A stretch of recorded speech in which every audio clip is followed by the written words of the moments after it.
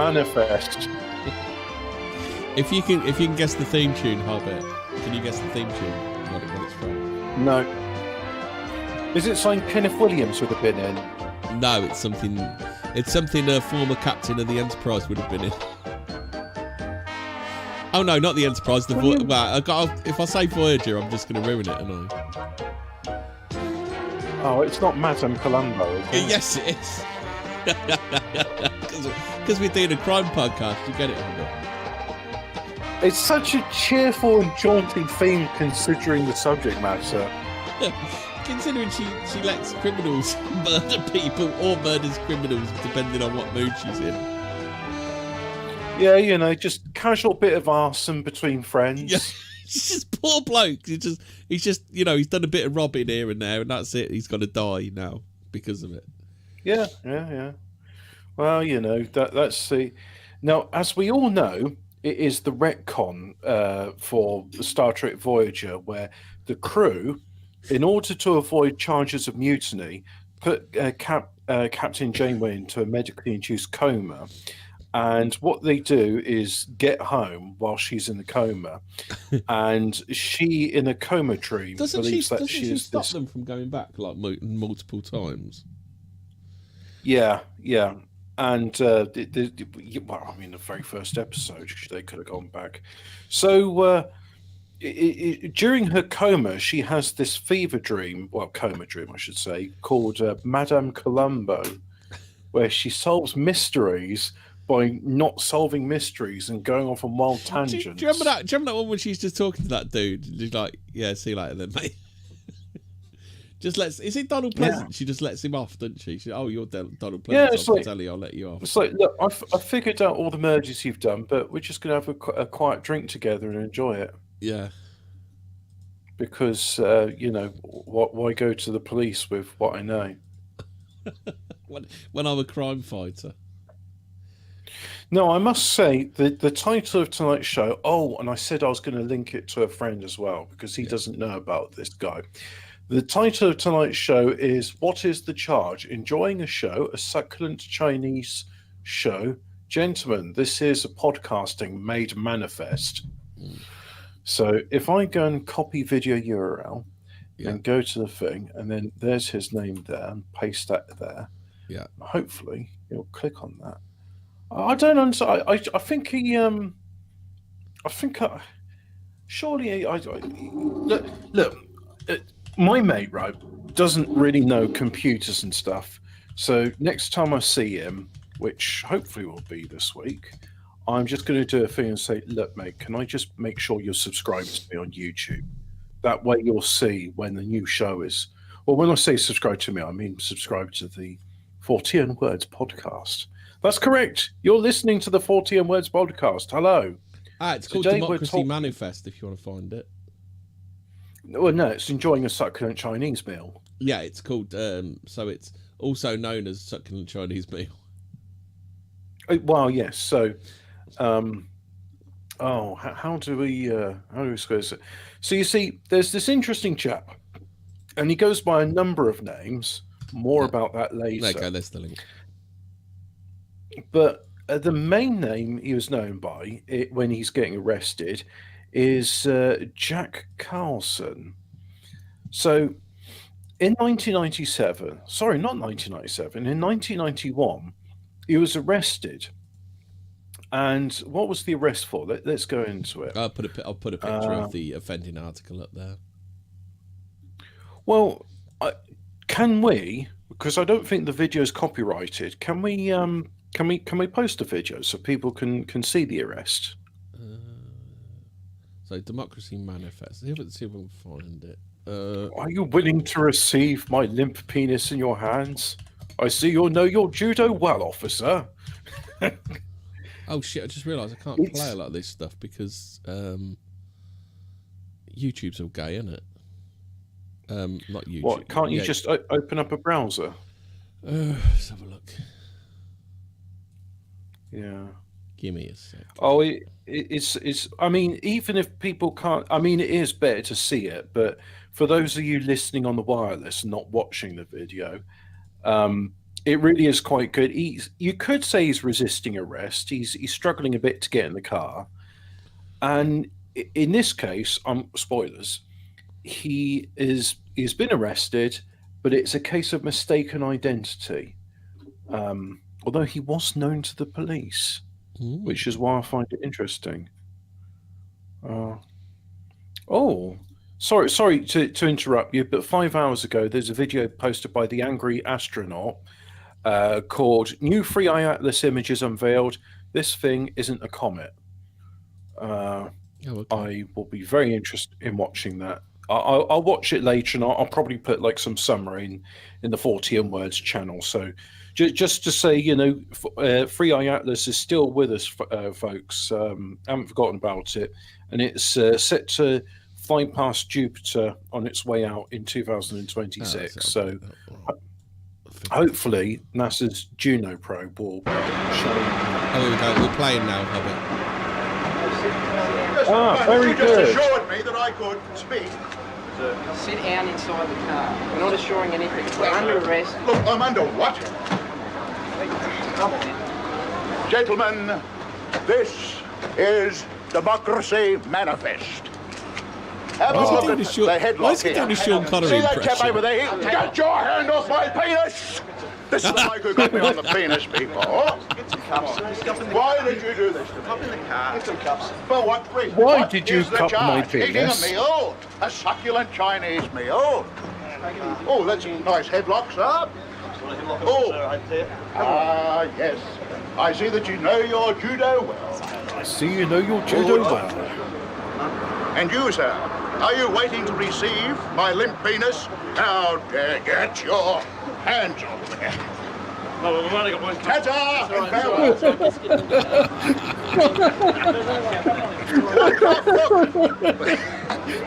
Are you willing to receive my limp penis? There we go. That's that. Oh my god! So this is Jack Carlson. Well, that's one of his aliases because he goes by a number of different names. Oh shit! I you can played find him in that, a but I didn't play the video because the thing was up. But it doesn't matter. I think you did. I was watching the video. I saw it. Oh wait. Oh okay. Oh yeah, that would. Yeah, there was a video. Yeah, yeah. So this is Jack Carlson. Now I'm going to read you about this thing. You see, because what the arrest was about a dine and dasher, as they're called. So where am I? Where am I here? No, not that. Although that's really interesting. Where's the arrest bit? Footage collection being dramatically hauled. Yeah, we know that. Gentleman's democracy. Yes, we know that. Now, I will say, Jack Carlson, he passed away last year on the 7th of August. So rest in interesting peace. little fact. YouTube has several postings of the video with more than 1 million views each. Yeah. I've watched this video like more than 10 times. There's even times I'll sort of like say to myself, like, I see you know your judo well. Isn't there a video of a black guy something about touching his dick? It's like he's. Was that an attempted memeing of that? Was. Do you remember the one I mean? It's something about touching his dick. Right. I will say, Hemi, there are multiple instances of videos on Cockblock where the man's like, "Get your hand off my Johnson, bitch," and they have never once had a succulent Chinese meal. No, that was unlucky. Yeah, so most of them got keys though. Most of them got keys though, haven't they? Oh, who cares about those hyoggers? Yeah. So come on, get me the thing. It's mistaken identity. There we go. So the police thought he was a Hungarian dine and dash artist named Paul Charles Dozer or Dozsa.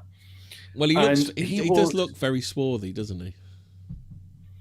Yeah. So I'd say he looks like Colombian, Cuban, something like that. If somebody said to me that man's Hungarian, I would have believed it. So I don't begrudge the police doing a mistaken identity. A Hungarian, just like Granville's father. Do Do you remember Open All Hours? It was always jokes about his father being Hungarian, weren't it? Do you remember?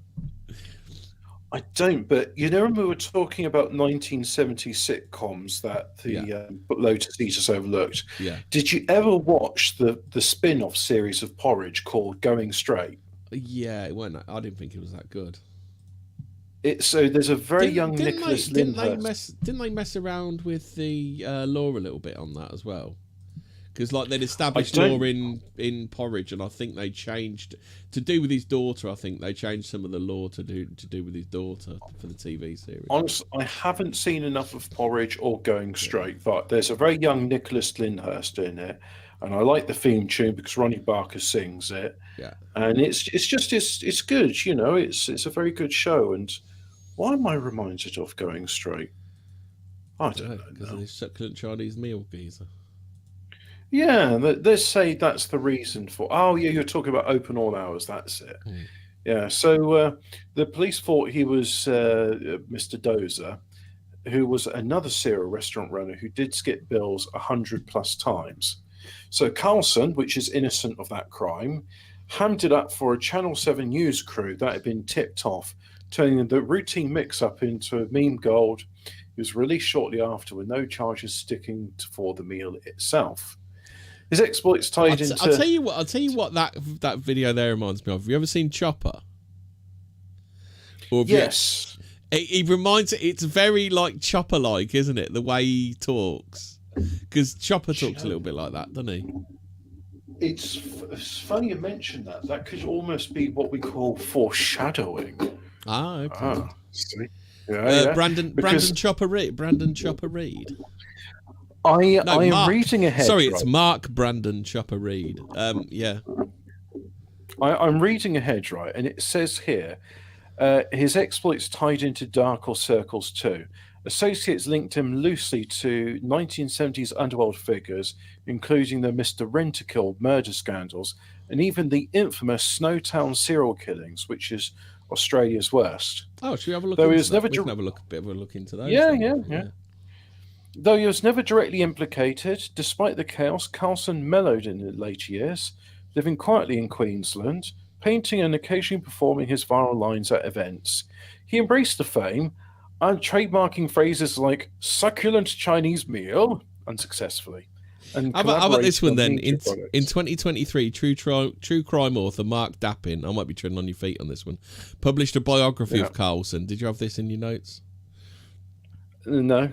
Titled Carnage, a succulent Chinese meal, Mr. Rent-A-Kill and the Australian Manson murders. It's probably a bit too long a title there.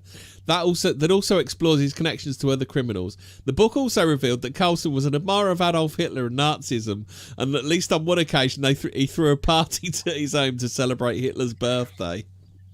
Now, you are jumping the gun a bit here. I was hoping we could save it for the spicier second hour. Oh, okay then. Yeah, so Jack Carlson was, I believe, as they'd say on the BBC during the death of Jimmy Savile, was a colourful, eccentric character. Yes, there we go. See, did you also know that when Carlson said a succulent Chinese meal, he was most certainly being facetious? Australian suburban Chinese cafes are legendary for their cheap but bland and tasteless food.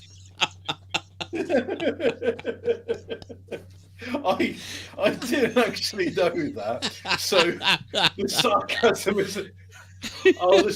makes it all the more poignant.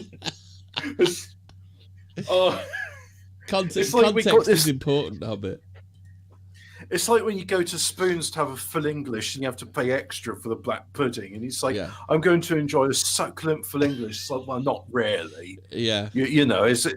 A Spoon's big breakfast is not really that.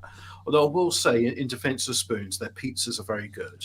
Yeah. I mean, having been pizza to ovens, don't they? Because a former colleague of ours, who used to wax lyrical about the pizza ovens that they had. Well, I can actually vouchsafe for this and say that yes, indeed, they have their own pizza ovens. They're not borrowing them from the Romans. Yeah. And they're very good. I would like to see them put on the menu because I think it'll be a laugh. The crostini. So, having been to Rome, and asking them, "So, all right, what's new? What's popular at the moment?" Well, there's two that's popular. One's the crostini. Do they do the calzone in Italy? Yes, they do calzone. I thought calzone was. It looks like it should be an American invention, doesn't it? Calzone, believe it or not. Well, guess what? In Italy, they got this thing called a burger, and you're not going to believe this, right?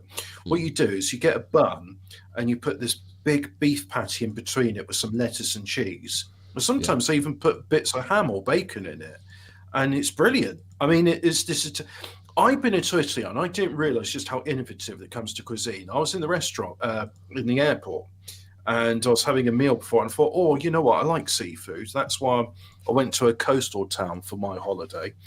And so I tried this Italian dish called sushi, and I thought it was brilliant. So what they do, right, is they get some rice, and they put some raw salmon on top of it. It's not smoked, it's just plain salmon.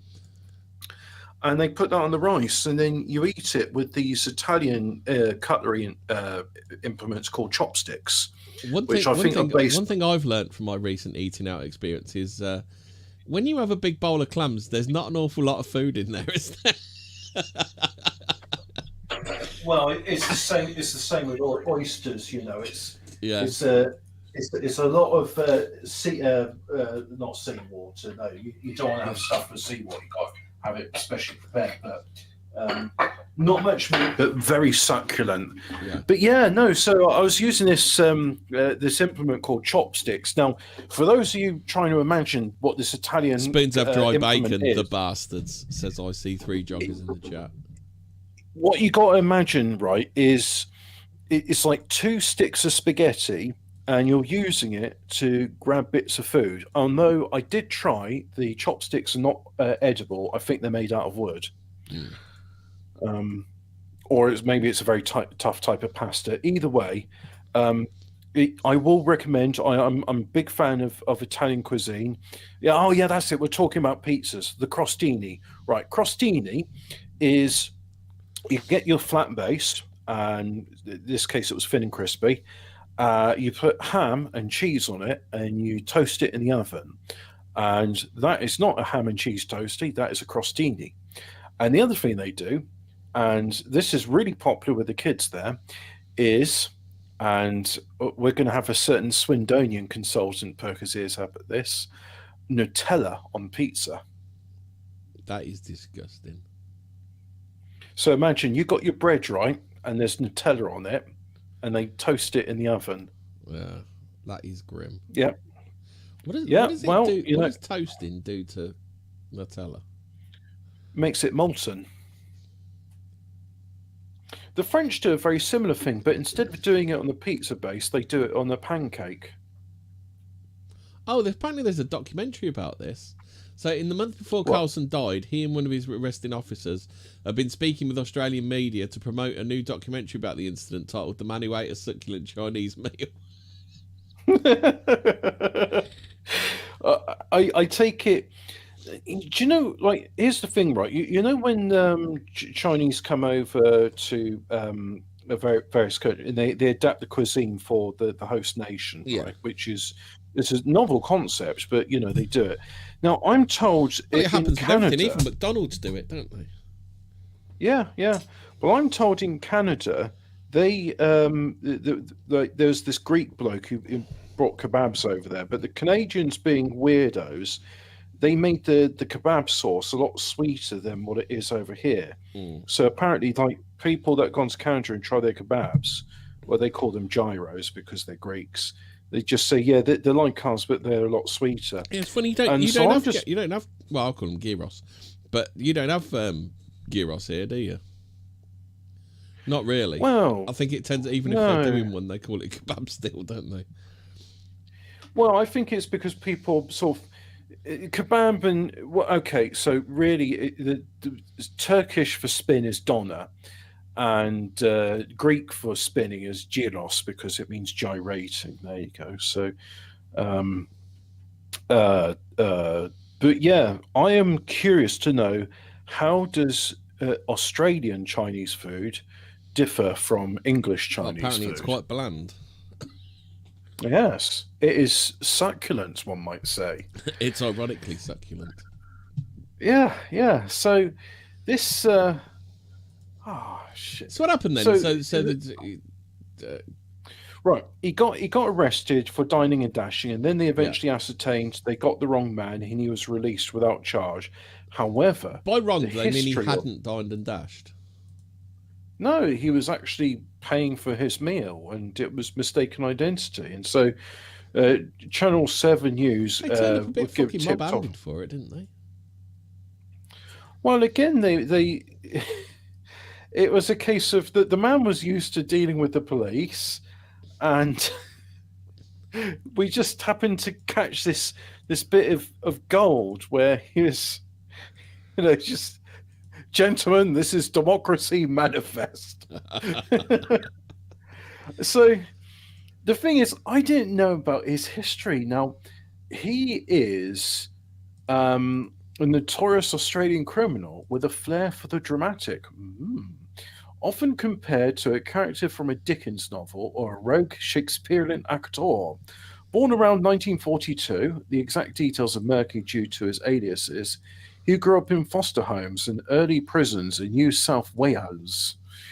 His life took a pivotal turn in the 1960s while serving time in Parramatta jail, but the old spelling, where he shared it. Hey, look, this is like Geoff the Talking Mongoose. If we're supposed to pronounce it Jeff, write it with a J. Gale. So he served time in Parramatta Gale, where he shared a cell. I remember when I was a kid reading that word and going, "What the fuck's Gale?" It seems like it's a bit. It seems a bit of a. Is it like Celtic origin or something? It seems very a Celtic word, doesn't it? I mean, I think you could even pronounce it like Gale. Which is how we just pronounced it. Yeah. So anyway, Gale, Gaol, Gale, where he shared a cell, and not to be confused with the gust of wind, which is a GALE. Yes. So when he was in the Parramatta Gale, he shared a cell with the playwright Jim McNeill. Have you ever heard of this Jim McNeill? No. Neither have I. But anyway, Jim McNeill was his bunkmate, and the unlikely friendship sparked Carlson's interest in theatre and writing, influencing his over-the-top. What do you mean over-the-top persona during arrest? I would say his persona was true blue Aussie. I think it was spirit. proportionate to the amount of retardation that he was encountering. I think it was proportional and measured response. I mean, the man, if he took on the spirit of Ned Kelly and wore a suit of armor and decided to start exterminating police officers, one could say that was an over-the-top response to his arrests. Yes. But he didn't channel the spirit of Australia's national hero Ned Kelly, who, by the way, Ned Kelly wasn't even Australian. He was Irish, and St. George wasn't even Australian. He was English. So, immigrants, am I right? For fuck's sake. Yeah. Ned Kelly's not Australian. Fish and chips were made by Jews first. Oh, my favourite thing I recently saw was this article. The debate article I'm on about. Talking about the Nish Kumar article. Yeah. Do you know, Nish Kumar tried all this bollocks, didn't he? Oh, no, not the Nish Kumar thing. No, it was the article about Israeli cuisine and talking about the traditional full Israeli breakfast. Oh, okay. Which that's just clickbait. I noticed that was missing the black pudding. Yes. But it's quite spicy, some say, because they put white phosphorus on it. So Carlson, he became infamous as a serial prison escaper. So he broke out at least seven times. So they arrested the man and then they found the crime, did they?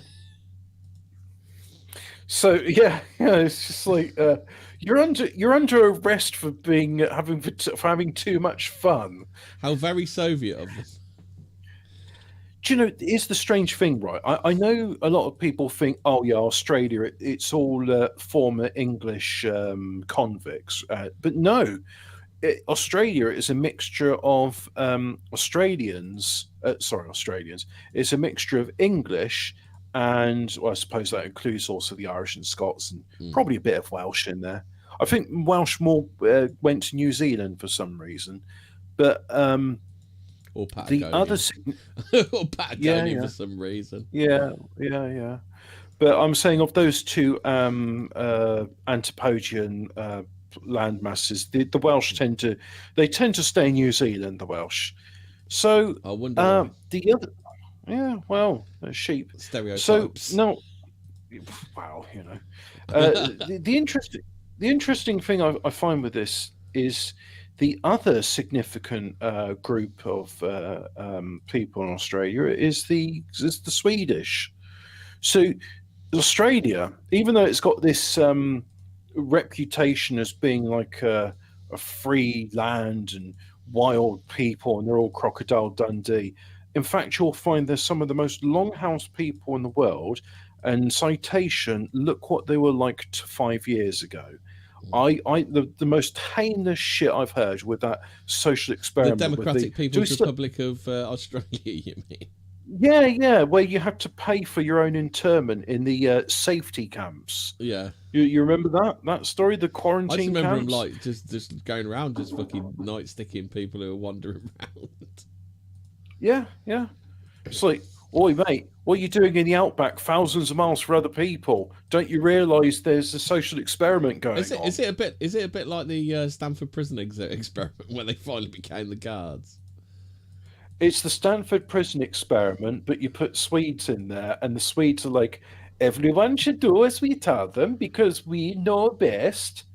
But the Swedish, ironically enough, the Swedish...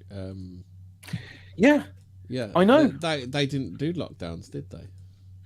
Yeah, but this is because the Swedish gone to the other extreme. They're like, no, we cannot have lockdowns. That against people's human rights to associate and be free. So, you see, I'm not saying everything that Sweden does is good, because occasionally, like, we have to respect. Well, they do have a slightly problematic, some problematic material in their library. Then I was just about to say the Sweden's laissez-faire attitude to these things results in some questionable material being in their cultural archives. Yes. But it also leads to people going, you cannot put lockdowns down. That offends people's... How are you going to dance the children if you are locked down? Yeah. So, swings and roundabouts, really. Yeah. Can I just say here at 40M Words, we don't advocate the abuse of children. I'm just pointing out there's some cultural differences between... Well, yeah, but I'm also pointing out there's some cultural differences between how Anglo-Saxons and how Nordics do things. You see, that we are different people, and we do things slightly differently. And I'm not saying one thing's superior or the other, but if I was saying one superior or the other, we'd all be speaking that culture's language and have their culture. Thank God we are Anglo-Saxons and not just pure Saxons. Otherwise, things could have got very problematic during the Empire. Yes, yeah. So anyway, he is a serial prison escaper 7 times, including dramatic feats like scaling walls with bed sheets or disguising himself as a priest. The idea that someone's scaling walls with bed sheets, it's like a trope of the prison escape stuff, but this guy did it for real. He was involved. It was the last thing they'd expect. Yeah. Or disguising himself as a priest. Yeah. I mean, I'm surprised he didn't do the thing where he's taken into reception and they're processing his details. They'll be like, hey, I'm actually supposed to be released today. Yeah, I got confused and went into the line for inductees. Yeah. And then just have like the guard go, oh, you stupid dickhead. You're supposed to be in that line, not this one. Ah, you go great on, galah. you arsehole. You great galah. Yeah. That's what it's supposed to say. But... You flaming galah, you stupid bludger. Get in that line. That's what he used to love about Alf from Home and Away. He used to call everyone a flaming galah, didn't he? I don't even know what a galah is. Who knows, but the galah is on fire, and you represent, you resemble galah. You flaming galah. Yeah. So the Sheilas, how's about them? Alf from Home and Away was the greatest single soap character ever invented. Can I just say that Neighbours from the early to mid 90s was pretty good. Yeah, I'm not saying it was great, but I am saying it was pretty good. yeah. So, It wasn't rubbish. I see I see three joggers says it's a bird. So imagine a galah flying, its wings aflame, Ah, yeah. and that is I a finally get his name. IC3 Joggers. bird. When's the next Tekken coming out? I see three joggers. Yeah. Jimmy Corkill from Brookside was another great. Yeah, Jimmy Corkill was great. From Smackhead to Cult. Was Jimmy in the Cult Interdimensionalism? Who was that one in Coronation Street? That was the landlord of was it the Rover's Return? That one landlord. That one landlord, you know. Did you mean landlord or landlady? I don't think I ever know any land. It was only Jack Duckworth or Bet. Jack Duckworth. That's the name. Jack Because Duckworth. I remember when I used. Now this goes back a few years. When I was doing my paper rounds, there was this cat who I befriended, and I always like spending extra time on Sundays, like fussing over him. And one day someone came out and says, "That cat likes you," and I said, "Well, I like him too." And I said, "Do you know this cat? Is he yours?" And he says, "No, he's not mine, but his name's Jack Duckworth." And I said, "That's an unusual name for a cat." He says, "Yeah, it's like the landlord in Coronation Street, Jack Duckworth." And I thought, oh yeah, my granddad likes that show. Yeah, Jack Duckworth. So, Democracy Manifest. Surely, if you had a duck, you'd call it Jack Duckworth, wouldn't you? I don't understand why you do it for a cat.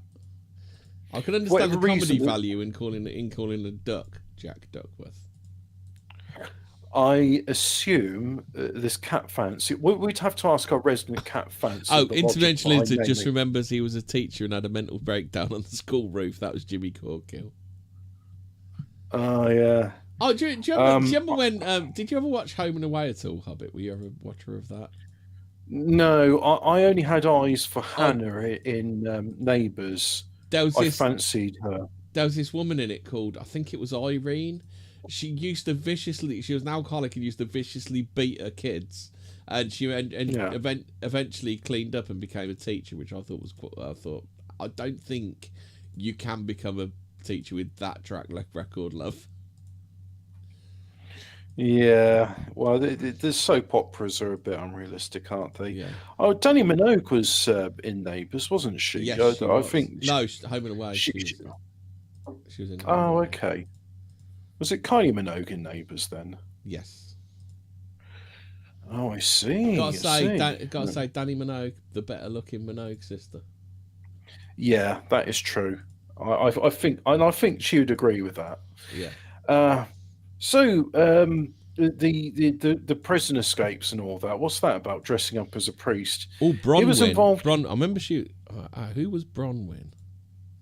Hold on, I'm gonna have to have a look. Bronwyn from Home and Away. I'll have to. Put an image up on the screen to show the viewers at home can see this Bronwyn, and I'm going to look up Hannah from Neighbours. Hannah from Neighbours, and yeah, that's it. Oh, I don't like her with the pixie hair. Hannah Martin, that's it. And I can't find a proper. I can only find a proper grim picture of her. Hannah Martin, I fancied her. Yeah. Come on, where's it? Here we go. Now, bear in mind, she would have been a few years older than me in this picture, because this would have been sort of early 90s. So, can I show that to you here? There we go. There's Hannah from Neighbours. Yeah. Very small image. I'm not sure what Bronwyn looks like, so I can't actually find a picture of her. Oh, you don't remember? No, I don't remember what she looked like. I'm a bit confused now. Neighbours Hannah Martin actress looks totally unrecognised over 20 years later. Let's have a look at this article. Oh, you can't find this page you're looking for. It doesn't exist anymore. Oh, I can show you the legend, the man, the myth, the legend. Alf from Home and Away. Yeah, but I'm looking at a photograph of Hannah Martin, or sorry, the actress who plays Hannah Martin recently. She looks all right. I take it you don't When's this? remember. I take it you don't remember Hang on. Sophie from Home and Away. She went So into this is from. Neighbours and core blimey, did she? Oh, Marilyn from Home and Away. She was a little cutie. She was. So this article was published in 2023. She was 39 back then, so she's 41 now. Hey, I know somebody else who's 41 right now. Yeah. Let me see. Is Rebecca? Oh, what's her name? Is Rebecca Ritter's single? Question mark. Rebecca Ritter boyfriend. Oh, wait. Who is she dating now? Australia. There you go, Hobbit. There's some Oh. vintage. There's some vintage Marilyn from Home and Away for you. So yeah, yeah, oh yeah, yeah. So I'm looking at Rebecca Ritter's, and she's possibly single. She's older than me by a few months. Let's I see if we should can send her. find. I should send her a letter. Wait, she's American. No. Oh, she What? might just live in America because they go to America to work, don't they? Rebecca Ritters is an Australian actress, mostly known for her role as Hannah Martin in soap opera Neighbours. She first appeared in... Yeah, okay, I know that. She's Australian. She's possibly single. On the day of Rebecca Ritter's birth, Owner of a Lonely Heart by Yes was the #1 song on the Billboard Hot 100. And then it goes on to Oh, say... I found US some president. Home and Away era Danny Minogue as well. No, that isn't. Oh, I don't. No, I've got to download it from some other way. So why are they saying she's American? Because everything about this is Australian. It's like, well, of course she'd be Australian because I mean, in Neighbours she had an Australian accent. There's some vintage Because Danny she- Minogue when she was in Home and Away. Yeah. Shame about the bog brush holding her there, but never mind. That's Craig McLachlan. Do you remember Mona? That song. No, Ooh, I don't. Really. Mona. have yourself a listen to some Craig McLachlan and check 1, 2. Right. Is Rebecca Ritter's gay? She's straight. Does she have any children? She's got no children. Is she Sounds gay to me. single? She's single. Has she ever been engaged? She's not been previously engaged. And all right, look, I might be busy after this episode. Dear Rebecca Ritters, you may not know me, but I was a fan. I noticed with the preliminary background check, it appears you're single. Would you like to go out with me, Rebecca Ritters? Yeah, go for it, I bet. Look, I'm not saying this is the most awkward proposition in the history of mankind, but it's probably going to be up there in the top 100. Isn't it? Rebecca Ritters, if you're listening right now, I am single and available. So, do you remember that time they were short of actors for The Matrix, so they had a load of people that were in Home and Away in it? Why not? Yeah, sure. Do you remember when you know the aforementioned alcoholic that became a school teacher? It was her son in that was who's the little weedy kid from The Matrix, the one with the blonde hair that dies. I can't remember his name. I don't know. Ah, right, okay. I didn't really like. I thought compared to Dark City and the 13th Floor, it wasn't that good. I mean, it was all right, but there were better films about the nature of reality. Oh, no, let's see what his name is. And look, I'm not saying that to be a hipster or whatever. I'm genuinely saying, like, I thought Matrix, like, there was a bunch of stuff in the Matrix which annoyed me. One, why are humans used as a battery? It would have been far better if they said humans are used for their brain power to run the machines. I would have accepted that because it's like, why you're keeping humans alive when you could have geothermal vents. Oh, and you know, we were nuclear speaking about power. The Sopranos the other day. You know, Joe Pantoliano was Cypher, don't you? What's his name? Ralphie. Oh, Ralphie is. Yeah, that's right. Yeah, Yeah, definitely. Yeah, when he killed that woman from the thing, he should have said she was a hooer. So I think Rachel Ritters. I'll have to get back to you later because I need to get back to who's this guy again? The succulent Chinese meal guy, Jack Carlson. That's Jack it. Carlson. Yeah, yeah. So you see, why did he go to prison, right? Because the guy, if he's escaped prison 7 times, he's done enough stuff to be in prison at least 7 times. Mm.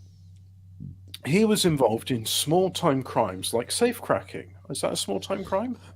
Armed robbery is burglary is a small. I suppose it depends. If he's cracking bank safes, then it's serious, isn't it? If it's just plebs, then it's fine. They can carry on. I was going to say, if you ask the Metropolitan Police, burglary's not a crime they'll investigate. So Yeah. it's not Unless it's not obviously serious it's in an that regard. MP or whether it's a bank or somebody's burglarizing a house and then logging into the person's computer, going to Twitter. Is burglarizing one of those words that the Yanks invented? It feels like it is. Let's chair that notion and get round to it in the next 2-week period. Yeah. Yes. So, safe cracking, credit card fraud, and counterfeit schemes, but always with a theatrical Can twist. you pronounce it counterfeit? Because that sounds better, doesn't it? And it's a bit more Counterfeit. I'm sure I've heard police on the news describe it as counterfeit goods. I'm sure I have. My favourite one is the way all US police officers, and I know this for a fact because I watched their body cam footage, are unable to pronounce the word vehicle. Vehicle. They got that. They put extra syllables in it which don't exist. Vehicle. Yeah. It's like a Cobraism when he says I've been demonetized. Demonetized. The suspect is escaping in a vehicle.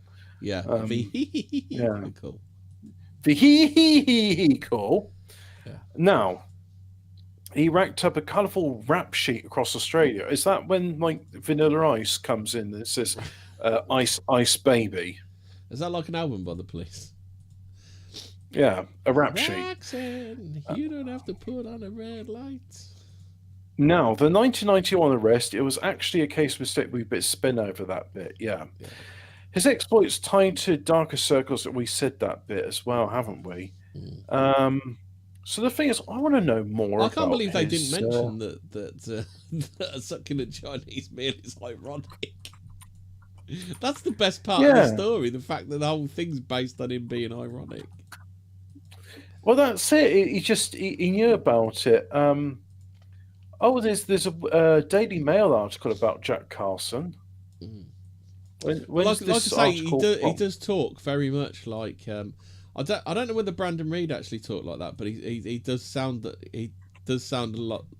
lot like the way that Eric Bana played him in the film Chopper.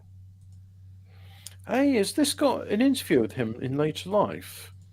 Oh, there is. There's a video. Yeah, there. where he's talking his documentary. Video. There should be that interview at least. Oh, nice. Well, I'm going to have to watch that documentary when the show's over because, I think that's definitely what. Hey, Hemi, can you you see that article I posted to the Daily Mail? Can you read that whilst I go and get some fuel on the fire?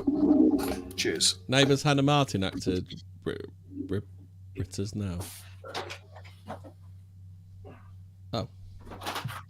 The real reason Jack Carlson, blah, blah, blah. Petty crook and one-time actor behind the iconic Succulent Chinese Meal video, always maintained that it was not as it seemed in the footage. Jack Carlson, the man behind the iconic Democracy Manifest clip, died a week after his 82nd birthday with his family, saying he'd lived a full and colourful life. Carlson's path to becoming an Australian legend came on October the 11th, 1991, when a television news crew filmed him shouting at police outside the China Sea restaurant in Brisbane.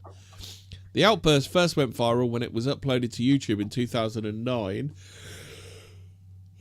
Awakened a new generation to the legendary larrikin encounter. So it must have been, was it in larrikin, or is that some sort of weird verb? Don't know.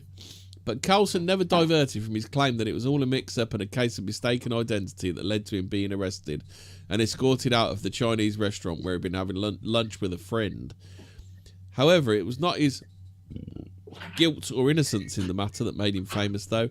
It was his theatrical response to his arrest, which he hammed up for the TV news crew who were there because they had been tipped off by the police. The tip-off the police were soon to regret. "Gentlemen, this is Democracy Manifest," he said in a deep, mellifluous Shakespearean actor's voice during the arrest. Have a look at the headlock here. See that chap over there? Would you like to know Would you like to know the definition of larrikin?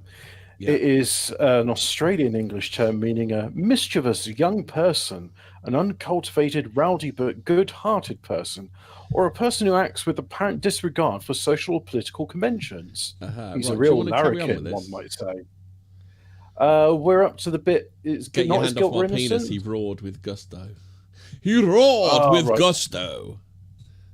Have a look at the headlock here. See that chap over here? Get your hand off my penis! Get your hand off my penis! He roared with gusto. Are you willing to receive my limp penis into your hands? I just like the idea. You imagine, right, you're trying to arrest him and he's saying, are you willing to receive my limp penis? So anyway, this is the bloke who got me on the penis before. Oh, hang on, no, this is in his voice. This is the bloke who got me on the penis before. Why did you do this to me? For what reason? What is the charge? Eating a meal? A succulent Chinese meal? In his later years, Mr. Carlson suffered from many health conditions, including a pinched penis, including systemic inflammatory response syndrome, SIRS, and cancer. Oh, well, that's not funny. I preferred the pinched penis syndrome, PPS. Carlson died on Wednesday, surrounded by loved ones. No, that wasn't this Wednesday. He died on the 7th of August last year, so, thoughts and prayers, etc., etc.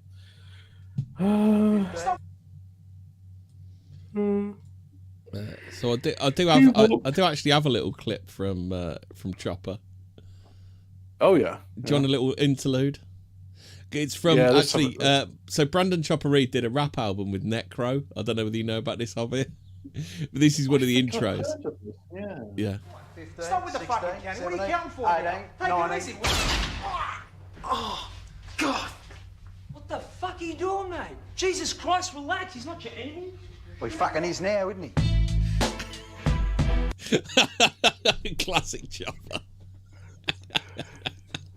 Who shot him in the ear? Well, he used to do this thing. I don't know whether you know, but you probably do if you've seen Chopper. He used to do this thing where he'd grab someone's leg and he'd go, right, you owe me some money. This leg is 30 grand. And if you don't pay me up, I'm taking it with me.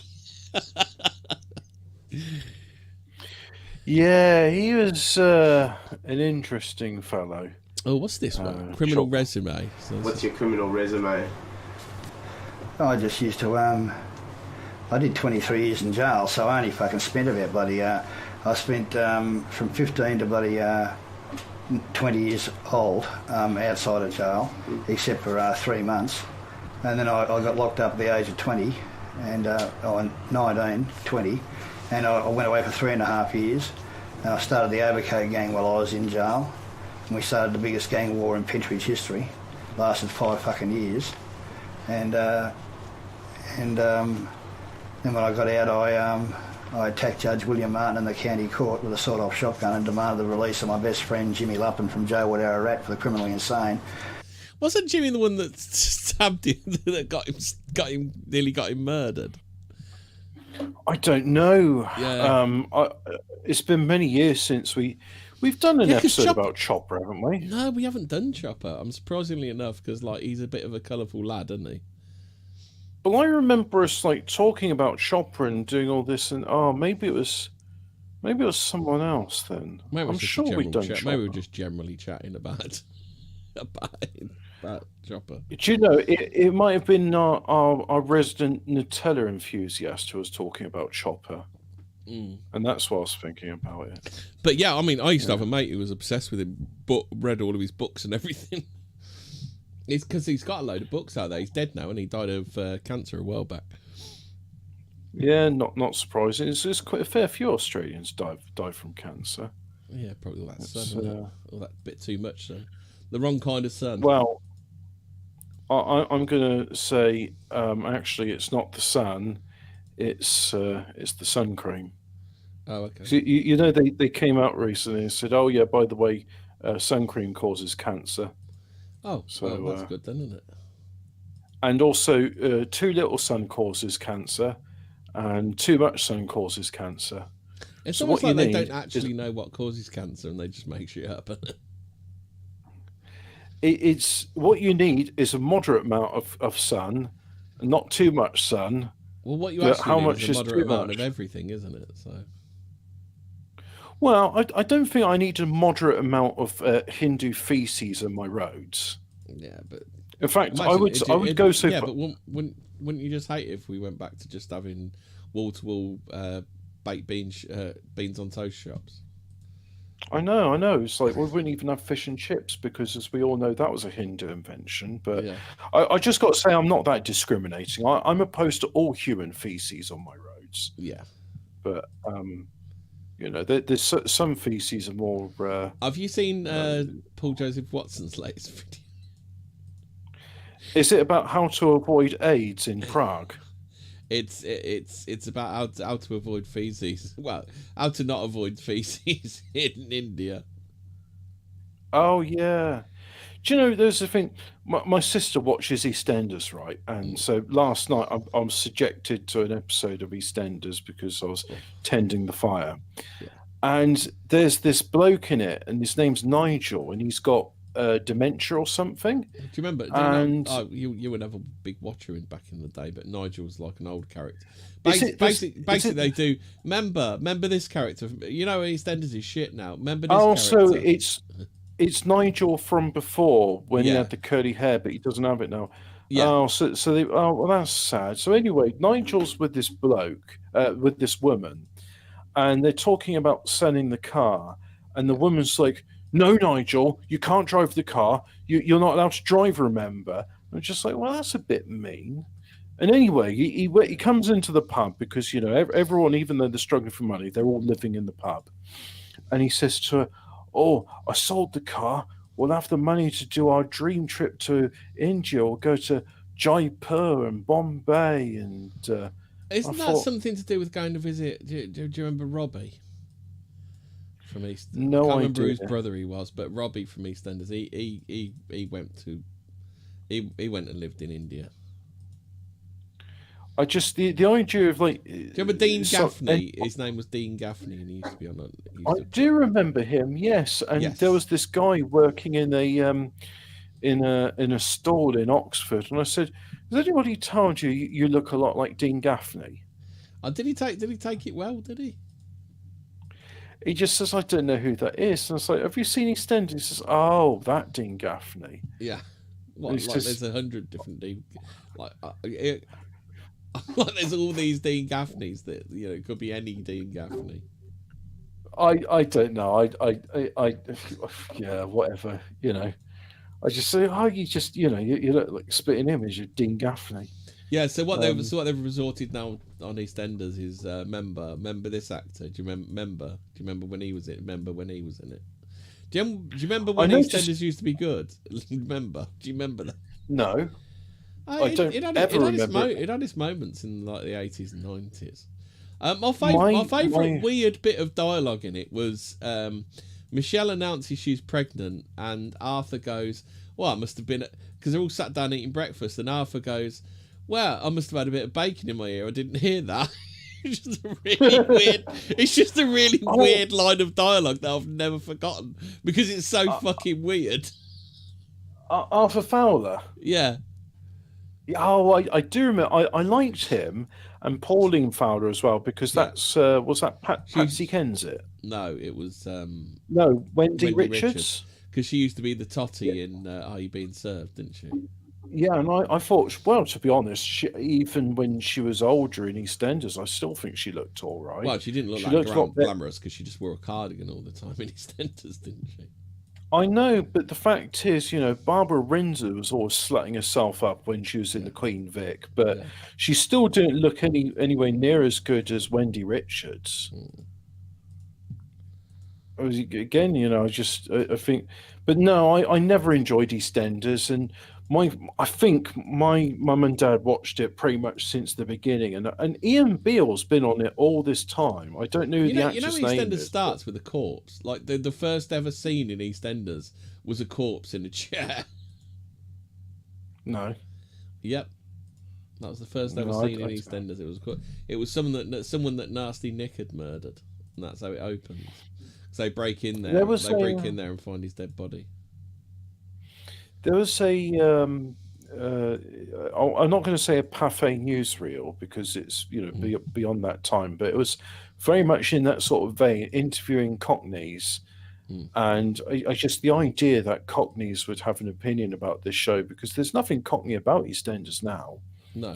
And they're talking about saying, well, look, it's not like our East End because we're a lot more cheerful than that. And they are accurate on the punch up. That does happen in the pub now and then. But once the fight's over, often the people are buying each other pints and having a laugh about it, and then just don't show that on that show. But nobody has fun a washing machine. I've always found that more weird than anything else.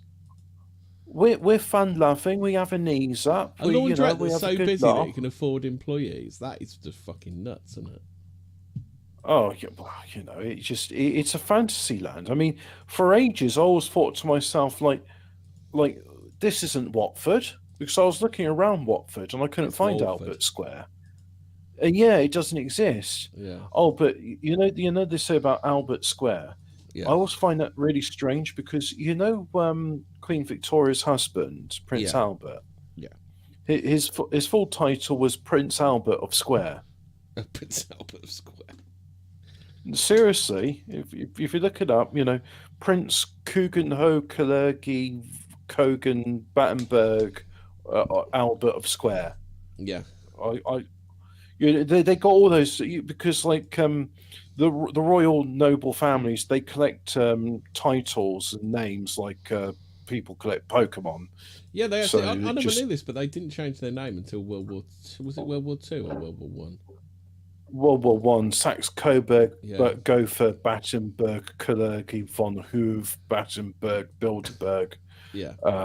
Bill Gates, Hillary Clinton, Charizard. There we go. See, I know a Pokemon name. Charizard, that's one of them.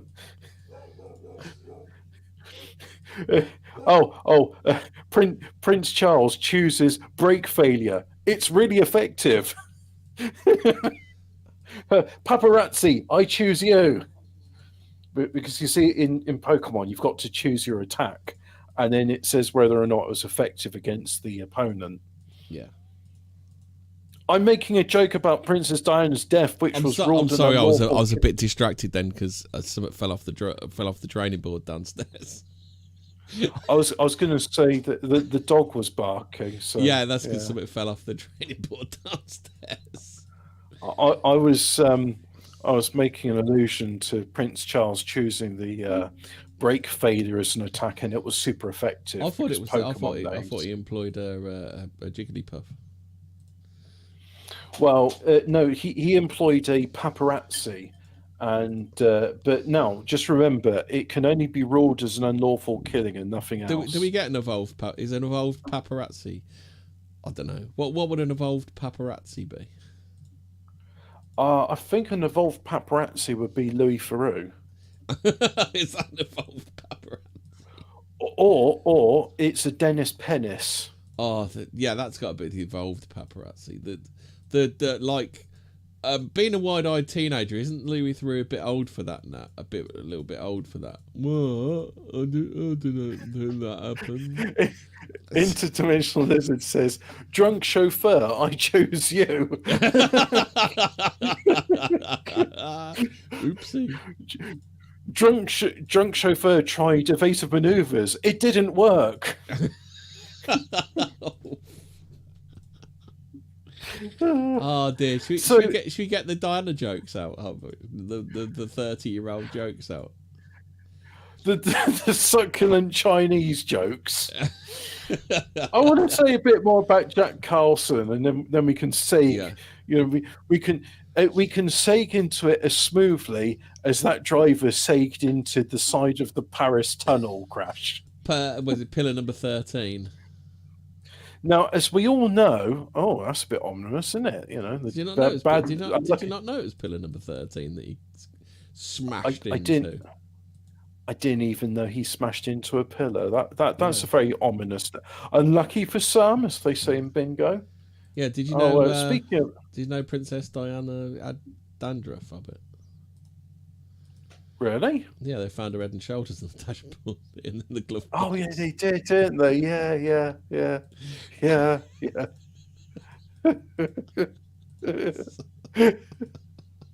There's a joke I want to say, which is also related to cars. Let's see if I can thread this needle right. How do you fit? And it's a large quantity, right? It's a 7-figure number. That sounds like an anti-Semitic canard you're about to go into there, Hobbit. How do you fit and this many passengers, a 7-figure number, into a car? You empty out the ashtray. Why did a certain mid-century painter unalive himself in the bunker? Oh, he got the gas bill.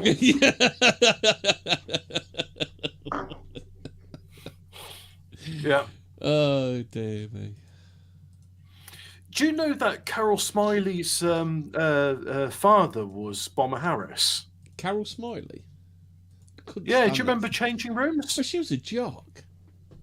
He didn't. Yeah. So anyway, he spawned a jock. That's disgraceful. So yeah, because you see, Carol Smiley also says about you always remember sitting on Bomber Harris's knee, and talking about how he changed all the rooms in Dresden overnight. Oh, okay, I got you now. I thought you'd been serious for a second there. Well, it's the delivery, you see. It trips everybody up. My favourite as the thing Joker always says, it's a hot time in the old town tonight.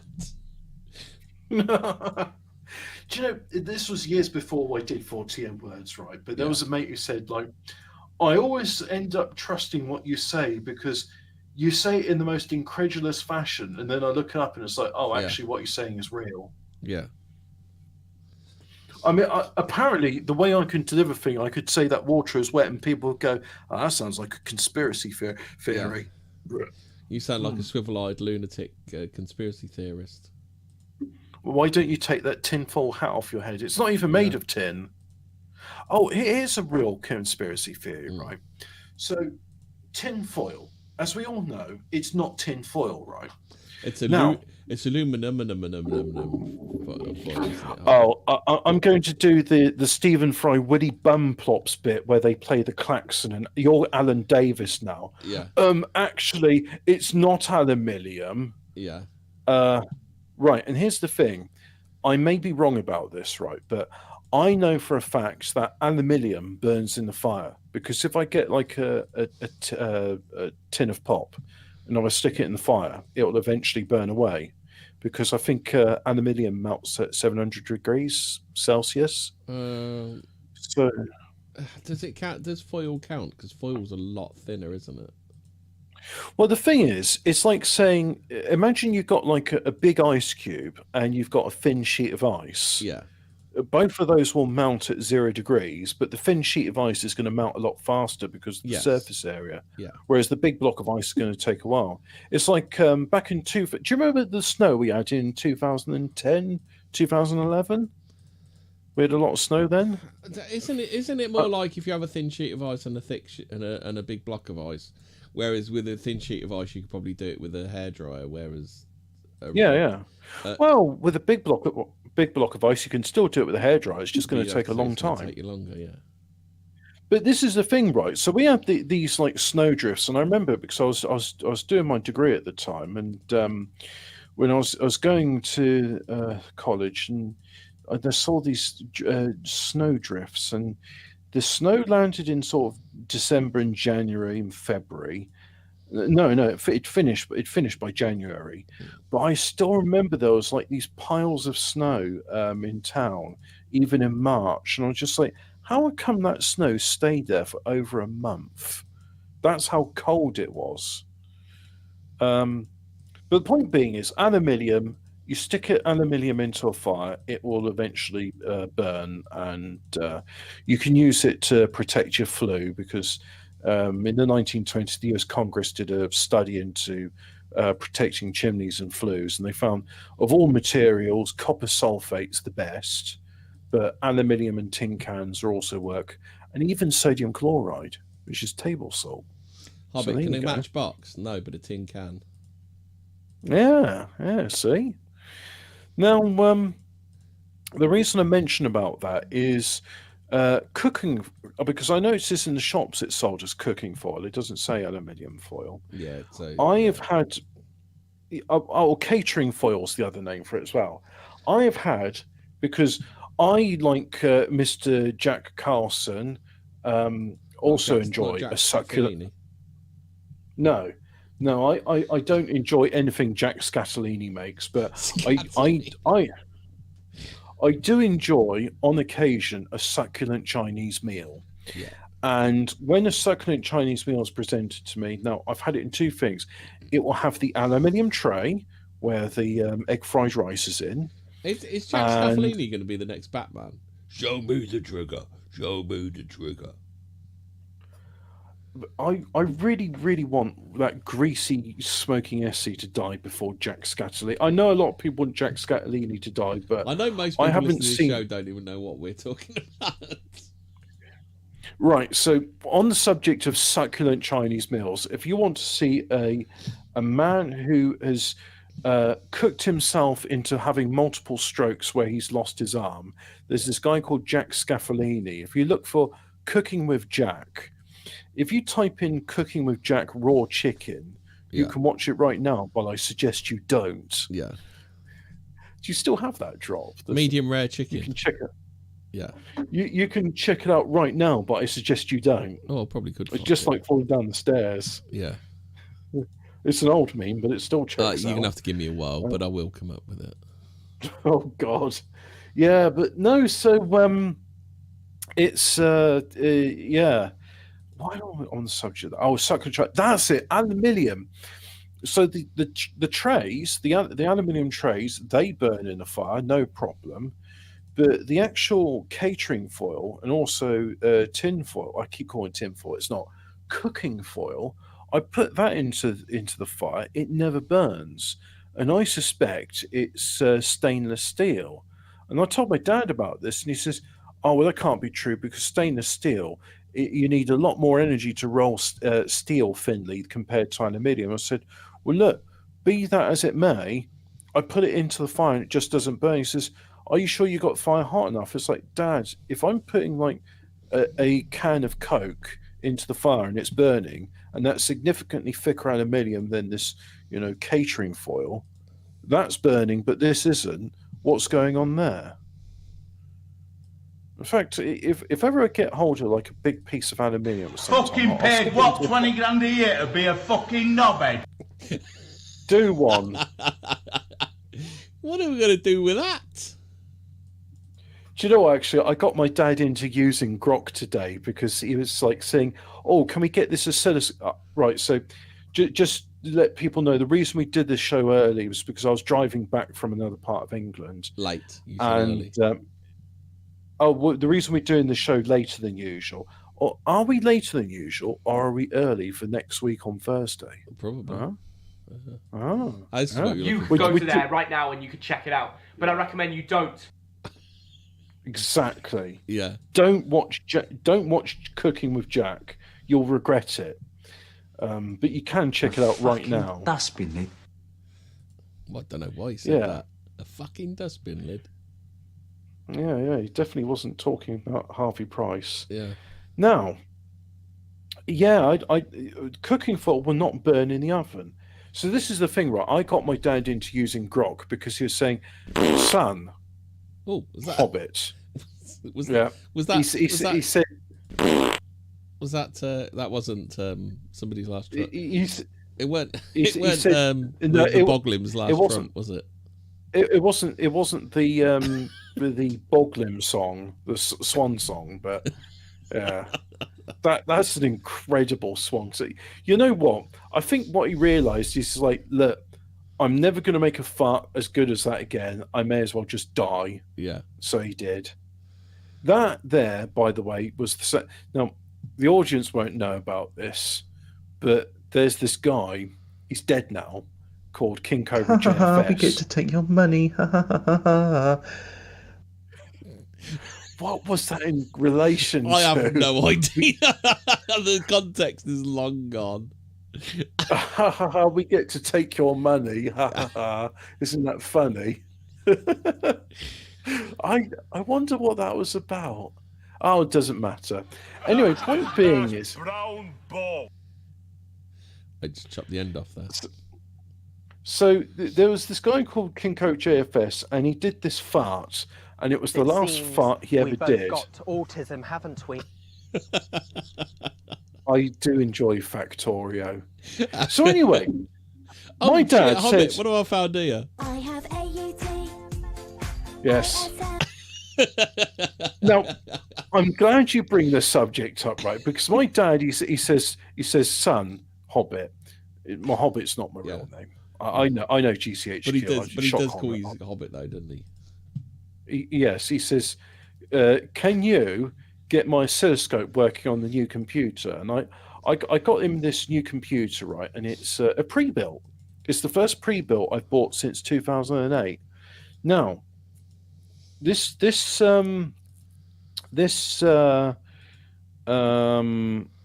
machine, very capable.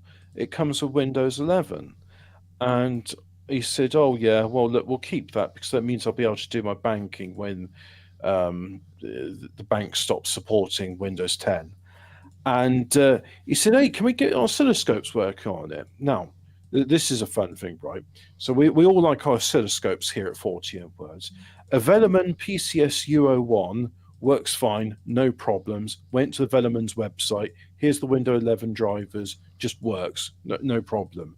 However, the multi-comp, I can't remember the model name now, but it was a Farnow oscilloscope with it's got 3 channels in it. That didn't work, and it's only got drivers up to Windows 10. So I said, "Hey, look, Dad, I'm gonna, because this is how I like tutorial myself with anything technical."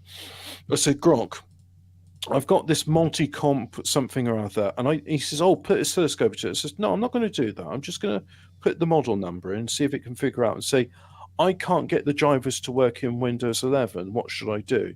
And it says, right, well, your multi-comp oscilloscope is a 2-channel 25 megahertz, blah, blah, blah. And it's actually made by this Chinese company called ODO. It doesn't matter what the company uses. Anyway, get the drivers from there and then use this thing called Zadig. And Zadig is this like driver installer for Windows 11. It says, instead of using the drivers that you've just downloaded from the Chinese website, use the libSDK thing. And so I said to him, and he said, "How did you get that work?" I said, "Well, I use this thing called Grok." He said, "Oh, is that artificial intelligence?" I said, "Well, that's what they market it as." It's demons. And he says, "We've already been over that."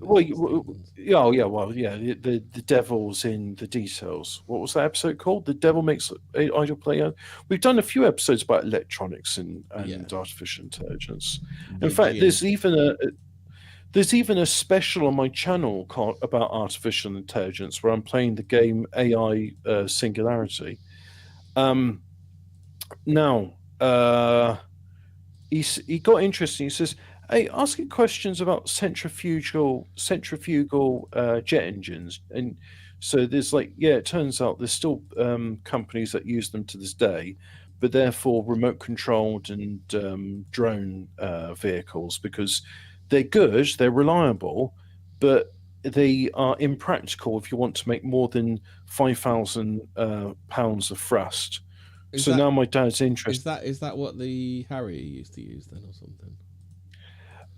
It was used in the Hawker Siddeley Goblin, and then it got replaced with the Rolls-Royce Nene engine, which was also centrifugal.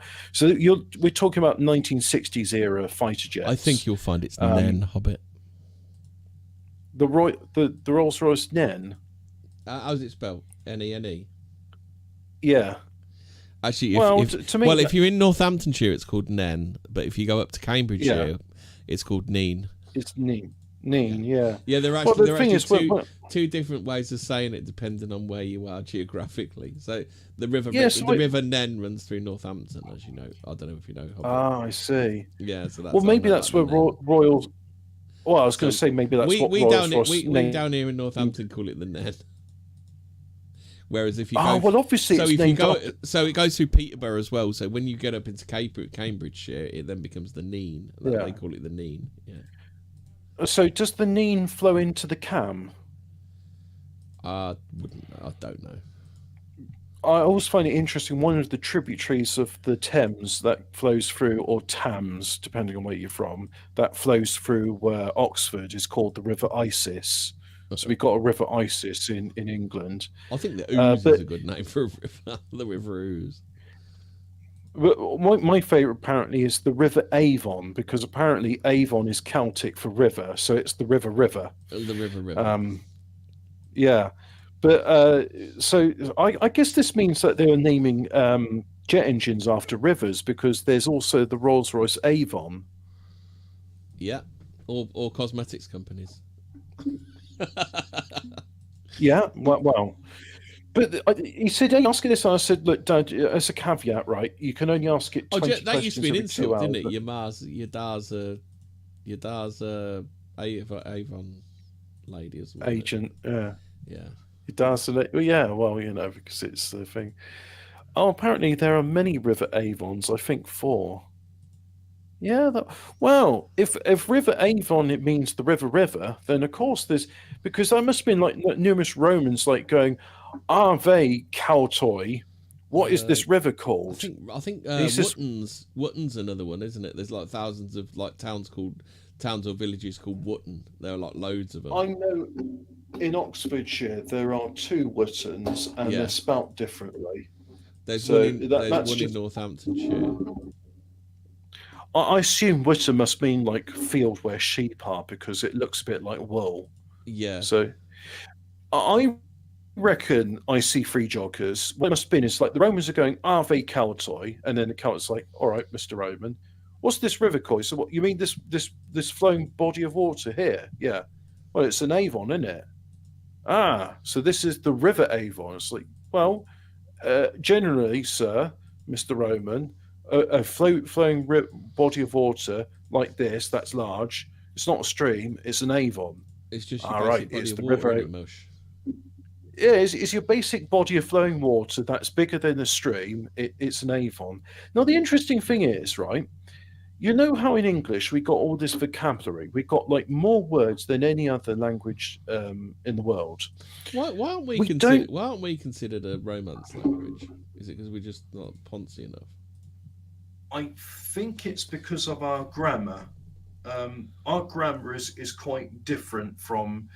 I mean, it's like, would you say Maltese is a Romance language? Because I say it's not, even though it's got a lot of Sicilian. I don't even know what a Romance language is. I thought it was about romancing birds. Is Latin the basis of your language? And I'd say with English, the basis of our language is Old English, which is a Germanic language. This all reminds me of what's his name? Lee Mack when he's talking about French, and he goes, "Don't you mean la chaise? It's a chair. I don't want to fuck it." Do you know, there's this thing, and I said to my relatives, I said, "Is water feminine?" And it's like, "Oh yeah, we always refer to water with the feminine thing." It's like, "What about Perrier?" And it's like, "Oh, you're right. Perrier has got a masculine thing. You say, I can't remember le, la, or le. I think it's le Perrier, but all the other water is feminine. La is female and le is male. Yes, if I remember rightly. So all the other brands of water in tap water, it's like la l'eau Evian, la l'eau Buxton, la l'eau San Pellegrino. So it's all la l'eau distillée pour les piles de voitures et les what's an iron called in French? I used to know this. It's a fer au vapeur. I think that's the word. So they say it's an iron of steam. Oh, okay. Yeah, le fer au vapeur. I might be wrong about that. Let me just have a look. Like, I'm going to have a translate on this because I must find out. This is the hard-hitting journalism which people come to expect on our show. We're getting into the nitty-gritty of it right now. So we're getting into the nitty-gritty of that succulent Chinese meal. Succulent Chinese. All right. So the ironing is called repasser. So an iron that for doing the lawn for the ironing is called a fer. Oh, I see. Three Joggers has got the French. It's le trouser flatteneur. Yes, it is. You laugh about that, right?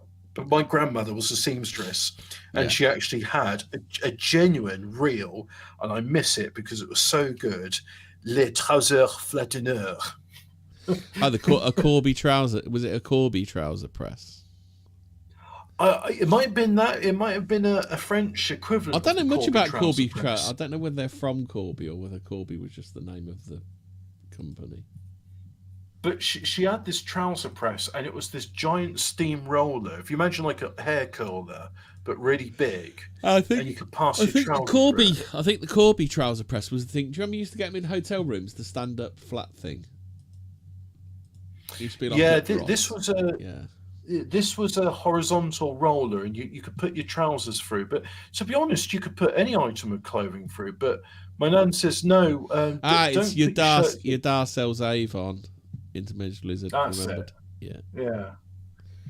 But it's just it's what's it called? Look, it doesn't matter. The fact is, Carl, Succulent Chinese Meal Man, and not Danny Minogue off of Home and Away. Most of the show has just been Danny Minogue. The thumbnail for this is going to be Danny Minogue. Yeah, and we could have had Hannah Martin from EastEnders, not Hannah Martin, Rachel Ridd, who played Hannah Martin. Yeah. We could have had her as the thumbnail for this show, and people are going to be watching this. It's like, why is it when they're doing the show about the main guy that did the Succulent Chinese Meal, This Is Democracy Manifest? Yeah, it's just a picture of Danny Minogue. It's because I left it up too long in the wrong place. Come on, baby, do the locomotion. No, da, da, na, na, na, na, na, na, na. Come on, baby. That's Kylie. Do you know? Danny Minogue used to do like club tunes, didn't she? Right, I know you say that, right? But I'm pretty sure if you said to Danny Minogue, it's like, come on, sing the locomotion. Go on, do it. Come on, sing the locomotion with me. I think it's you got one or two chances. Either she's really bitter and mad about it, and she'd throw an absolute fucking wobbler, or she'd be a good sport and she'd do it just to mock her sister. I'm not sure which one it'd be. Oh, so somebody else is talking about how useful Windows 11 Copilot feature is. They're saying, search is already broken. Why don't you just fix what this is? Why don't you just fix it? What is this shit? Oh my God, I need to find my files, not have some GPT-5 balls hallucinate how tall Mount Fuji is. Yeah, it's kind of weird, isn't it, when you're looking for something. And it's what has that got to do with the search function? The search function, you're specifically looking for something on this computer, aren't you?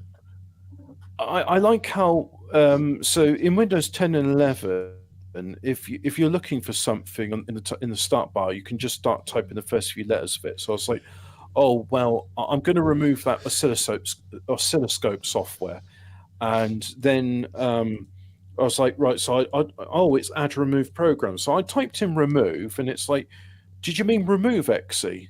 No. Oh, do you want me to search for how to add remove programs on Microsoft Bing? No. I want you to bring up add remove programs. What? Yeah. How is it? But right? at least like, Windows 11, at least Windows 10 prioritized what was in the computer. Now Windows 11 seems to prioritize what's not on the computer. Yeah.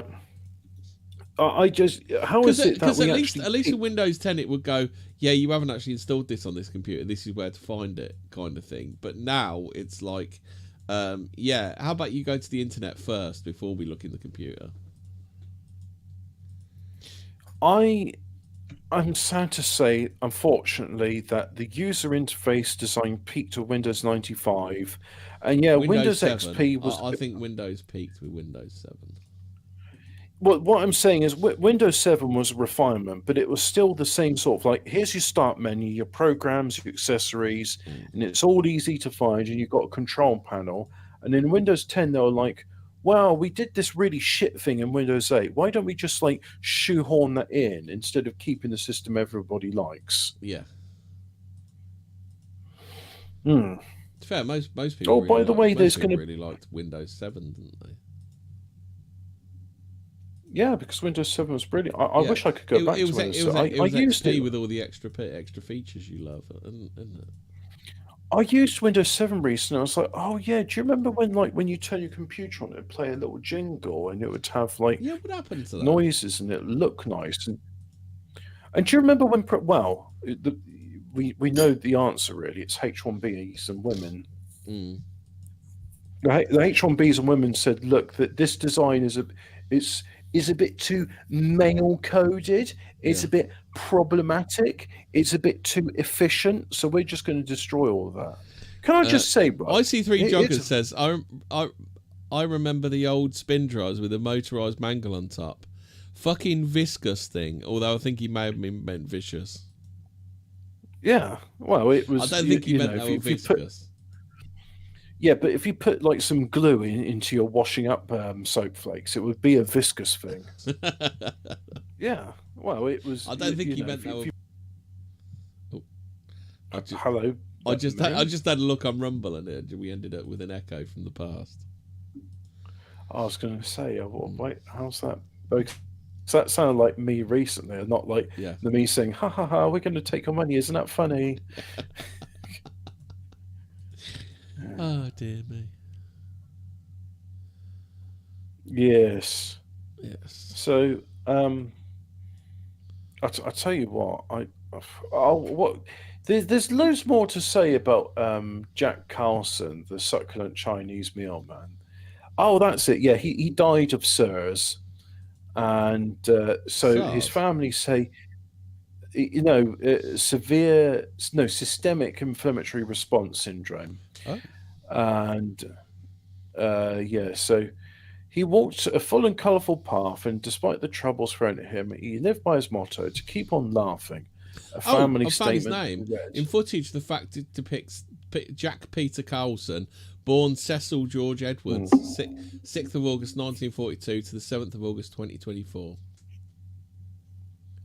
Oh, okay. So he was arrested for he was arrested for paying for a Chinese meal with a purportedly stolen credit card. Oh, he was being followed by an American Express investigator who identified him as a credit card fraudster and called the police. But that's the thing, that it wasn't him. You see, like, yes, Jack Carlson had done credit card fraud. However, the guy they were after was this Dine and Dasher, this Hungarian chap who's not Jack Carlson. Yeah. Mm. Well, that's credit card fraud. So he can't have been the Dine and Dash guy because he was fraudulently paying for food.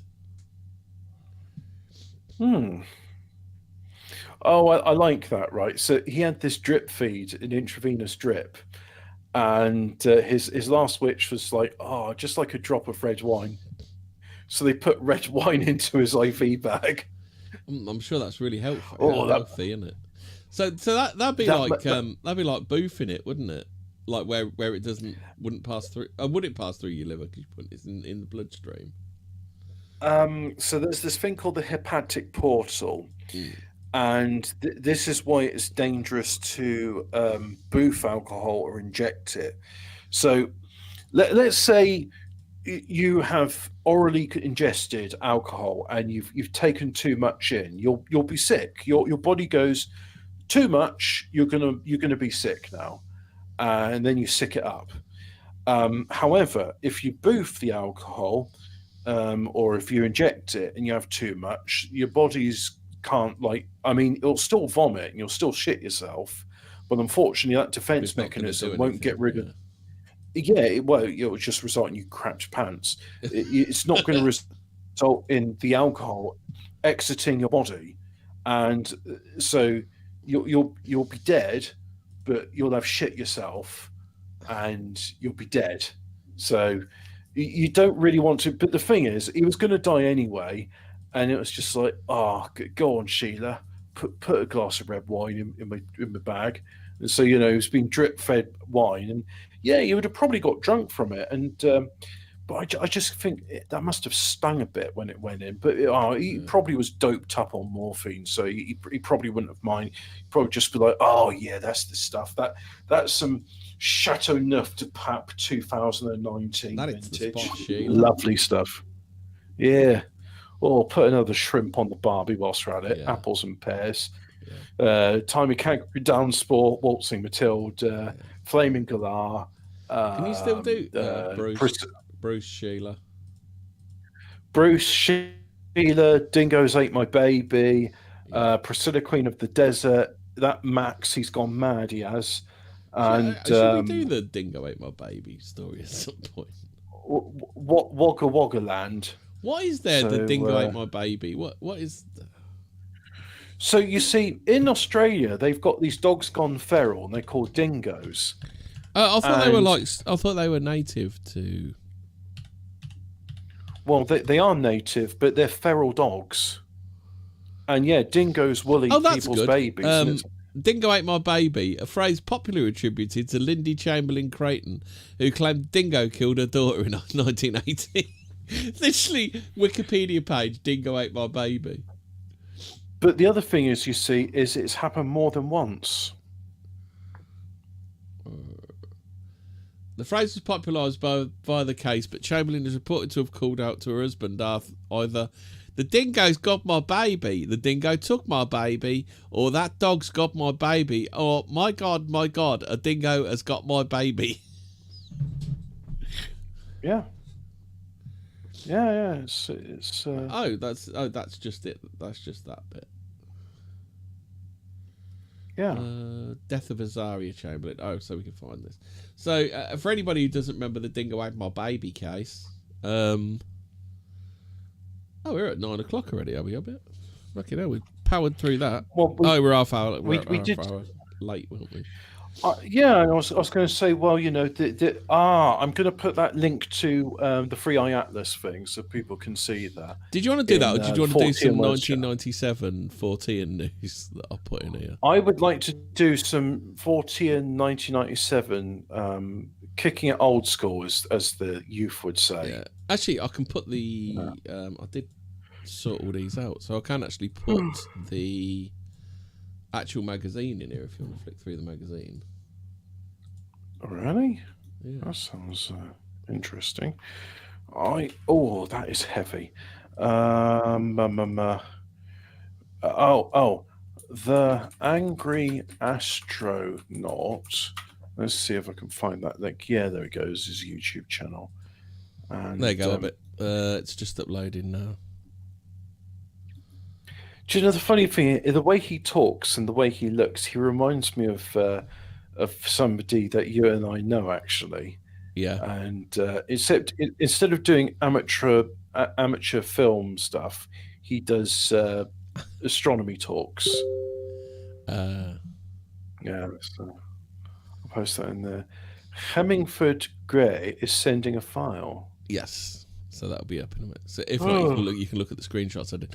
We'll start with Hot Pants. So this is from the Daily Telegraph, 14th of August, the Halifax Evening Courier as well, from the 15th of August, 1997.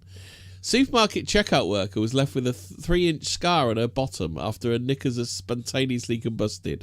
Melanie Thompson, 25, said the Marks & Spencer knickers caught fire when she was at the till of the Co-op hypermarket in Hindley. Have you got any ideas so far? What caused this? Co-op hypermarket? No, what caused the knickers to catch fire? In Lancashire, she rushed the loo, peeled off the smouldering underwear and doused it with water before returning Nicholas to finish her shift. Marks & Spencer tested the £6.50 polyamide and polyester lycra garment, but said there was no fault found. We believe they must have come into contact with some kind of acidic substance, said a spokesman. Thompson insisted this was impossible. There was no acid in the shop, and the rest of her clothing was undamaged. She was not smoking at the time, nor were there any naked flames nearby. Marks & Spencer sent her 10 quid's worth of gift vouchers as a sincere gesture of goodwill. I thought I'd been stung by a bee, said Thompson of Goulburn near Wigan. Bob Smith, the consultant fire expert, discounted the most obvious theory that the briefs caught fire because friction caused the build-up of static. So what's you any idea, Hobbit? No. Spontaneous combustion, we've covered it before. It is one of those perennial mysteries. I never understand it. But it's the knickers though, isn't it? Could like polyamide, polyester and lycra, could that kick off against like a nylon work uniform or something? Your guess is as good as mine. Because nylon carries static, doesn't it? Because they did that. Do you remember Brainiac? Yeah. When they made that caravan blower. Well, there's that. Believe it or not, it was part of my degree where we were doing the physics of electrostatic charges, and the lecturer, he got out his tool case, and on it says, "Is that a rod of nylon?" And he says, yes. Do you know what we're going to do next? And I said, I don't know. What are you going to do with that nylon? He says electrostatic discharge. So he rubbed it with a woolen cloth rag, and then he had the tap going because lab's brilliant. You got taps and you got gas tubes, Bunsen burners. I always thought a lab would be a good place to do cooking, but unfortunately, there's toxic substances and rotting horse entrails as well, because it's time to do anatomy. Pounds and pounds of it's time to do anatomy, folks. Let's dissect these festering animal carcasses. Yes, I really enjoyed that bit of I never did any dissection at school. Not a bit. Not one bit of dissection. Well, because it was medical science, you did have to know about the functioning of innards. So did you have to do the balls out and stuff like that then, did you? We weren't working with human cadavers, but sheep cadavers, and there was also equine studies. And I remember, this was a fun one. I was doing saponification, so making soap, and there wasn't any spaces left in my laboratory to do it. So they said, look, we need volunteers to go into this next lab. The equine studies lot there, and most people they wouldn't volunteer because it's like, I feel self-conscious about doing that. And I said, no, I'll volunteer. I'll do it. I might learn something while I'm there. And what I learned is that decomposing horse hooves smell really bad. That's what I learned from equine studies. And I said to one group, I said, can you pull on that tendon there? And they did, and it moved the horse hoof about. Do you remember that creepy German guy in the 90s, the one who used to dissect the corpses? Yeah. Do you remember that one? He did that one on Channel 4. He did the live autopsy. He did stuff like that with the tendons. He was pulling on the tendons and making the hand work and stuff. Yeah, but you see, the thing about that is those corpses, he'd sanitize them by plasticizing them, so the audience didn't have to cope with the smell of decomposing corpses. Yeah, Because this one he if he you did live, so it must have been a fairly fresh one. but no, what I'm saying is he actually it's not just formaldehyde. The bodies were like plasticized. Didn't he like so keep that like a be- massive secret? His way that he plasticized. I don't know. All I know is he did that to stop further decay of the body because it was for anatomy. How the fuck do I find him? Creepy, plasticized corpses guy. Honestly, don't use search engines anymore because the engines have fucked them all up. Use. Oh, speaking of spicy stuff, what's this thing about Jack? What's his name? Succulent Chinese meal having a succulent Chinese out of Hitler party. That's all I know about it. That's all they said about it. That he had one. Oh, you know what? If I go to Grok, I'll ask him. I'll say, I heard he had a birthday party. Fucking hell! I actually found it. I put plasticized German autopsy. Gunther von Hagens. What's this? Oh yeah, Gunther von Hagen. Yeah, but that's Dutch. She's not German. Do you know he's still going? Age of 80.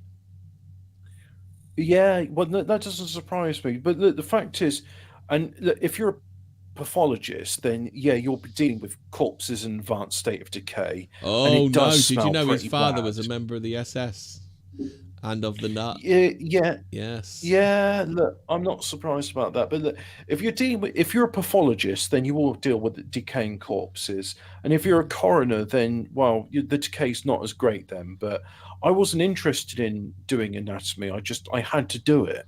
I just remember he was all over the telly, like in the 80s, weren't he?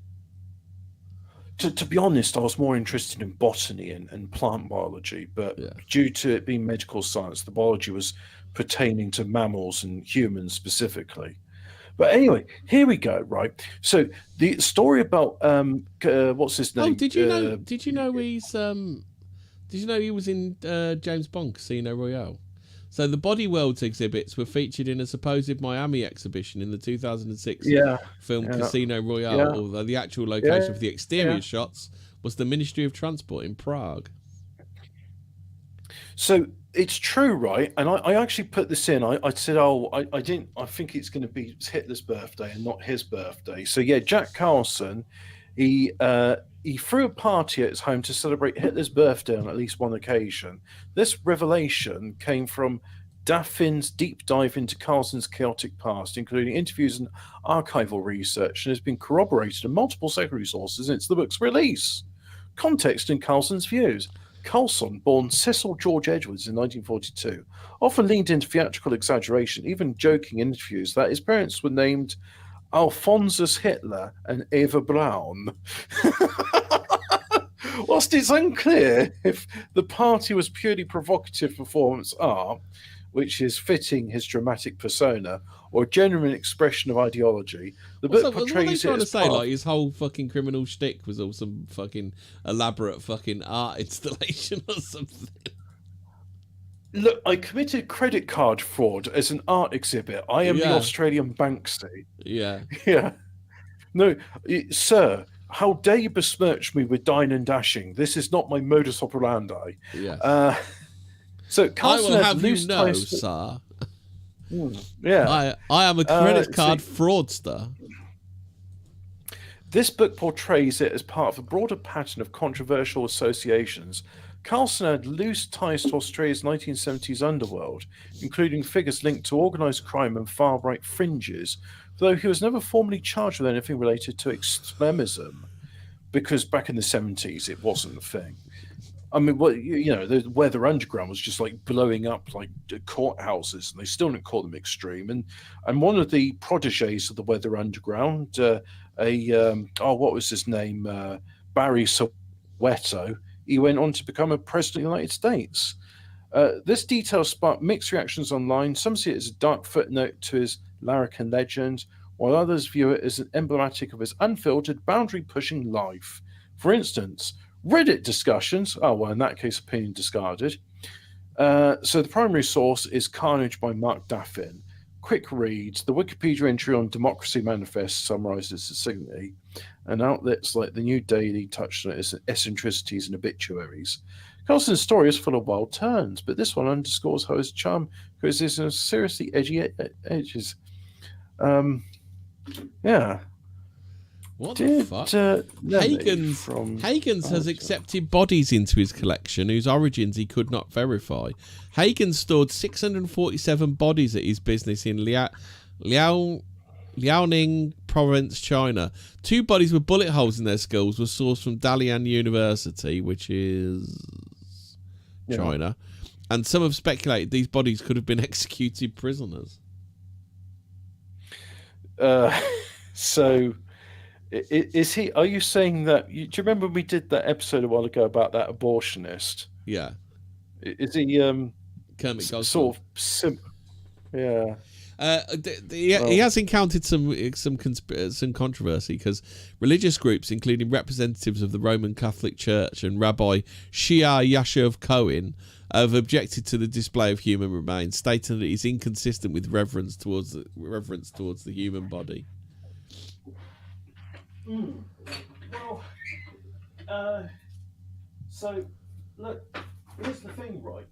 There's a lot of, I could say rightly so, stigmas associated with exhuming corpses and interfering with the dead, but and he was citing an earlier anatomist in the 17th century and saying that if it wasn't for the work of these 17th century pioneers, the only work we'd have on anatomy. You mean the sort of people who bought corpses from Burke and Hare? Is that what he's saying? I'm saying if it wasn't for him, the only books we'd have on anatomy would be 3,000-year-old references of Galen. No, not Galen. No, it was Galen the surgeon. Yeah. And it's like, I think we could do with, Galen, nothing. Yeah, Galen, and then like 1,700 years later, this anatomy Galen did, yeah. Should we revise it at all and see if like there's any other structures in the body we don't know about? Yeah. What's this appendix about anyway? Yeah. Right, should we do some more? What else? An Australian burglar broke into a woman's home and deliberately glued the side of his face to her foot. Cops were stuck for a motive. There was some wild shit going on in 1997, wasn't there? Wow, there was that thing with, what's his name, Professor Brian Cox and his pop group doing that song. Yeah. Every night for a year, amateur owl breeder Neil Simmons, 41, hooted at a wild tawny owl roosting at the end of his garden, but the owl remained silent. Then Fred Corns, 58, moved in next door, heard an owl hooting and answered back. For 12 months, the neighbours crept into their back gardens in Stoke-in-Head, Devon, and unwittingly hooted at each other. Mr. Simmons studiously logged every time one of his calls was met with an answer from the wild. The pair would still be at it if it were not for a chance conversation between their wives last July. There's some fucking mad shit. Oh shit, this is the one that I found really interesting. Flight 800, I'm pretty sure we've talked about it before. Is that the really weird one where it just took off and then just got zapped out of the air and people think it was lasers and all sorts? I know nothing about that, so tell me about it.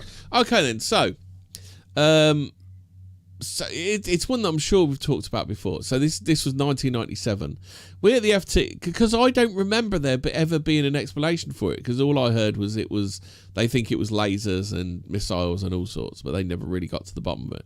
But apparently they did at the time, which is really odd. So it says, what we at FT hope to be the last theory to be advanced about the cause of the explosion of TWA. What happened to TWA? Do you remember Trans World Airlines, Hobbit? I always thought they missed a trick in not calling themselves Trans World Airline Travel. Yeah, airline travel. Flight 800 has emerged. According to reports which appeared in July, accident investigators were examining the possibility the plane was downed by a canister full of rats travelling towards Earth at 800 miles an hour. The canister was launched in The canister was launched in a canister in 1996 from the Space Shuttle Columbia. That's the way it's written, so I don't know whether it was a canister within a canister. Scientists intended to examine the rats to gain data on how spaceflight affects bone marrow. When the capsule returned to Earth's atmosphere, it blasted open to release the canister, which was fitted with a parachute. A USAF cargo plane trailing a giant net was dispatched to catch it at 30,000 feet. However, the canister's parachute failed to open, allegedly putting the speeding rodents on a collision course with the doomed airliner. This could explain the photographs taken by Linda Cabot, which appeared to show a cylindrical object heading for the plane, which was cited by many conspiratorially minded commentators as evidence the explosion was caused by a US missile. A senior source, unnamed of course, close to the investigation, was quoted as saying the incident was being hushed up because of the embarrassment it would cause. No one has admitted to losing this canister because it would have angered the animal rights lobby. But if the aircraft was brought down by the canister, the truth should be told. So this is the thing where the conspiracy actually gets answered at the time. It appears somewhere. So it was in the Express on Sunday. So it appears in papers and everything, but it just never gets widely published. Because otherwise people would go, do you remember that time an airliner full of people got killed by a canister of rats? Like, no one ever talks about it, do they? That sounds almost like the plot to James Herbert's The Rats. But worse. Oh God, that's a horrible.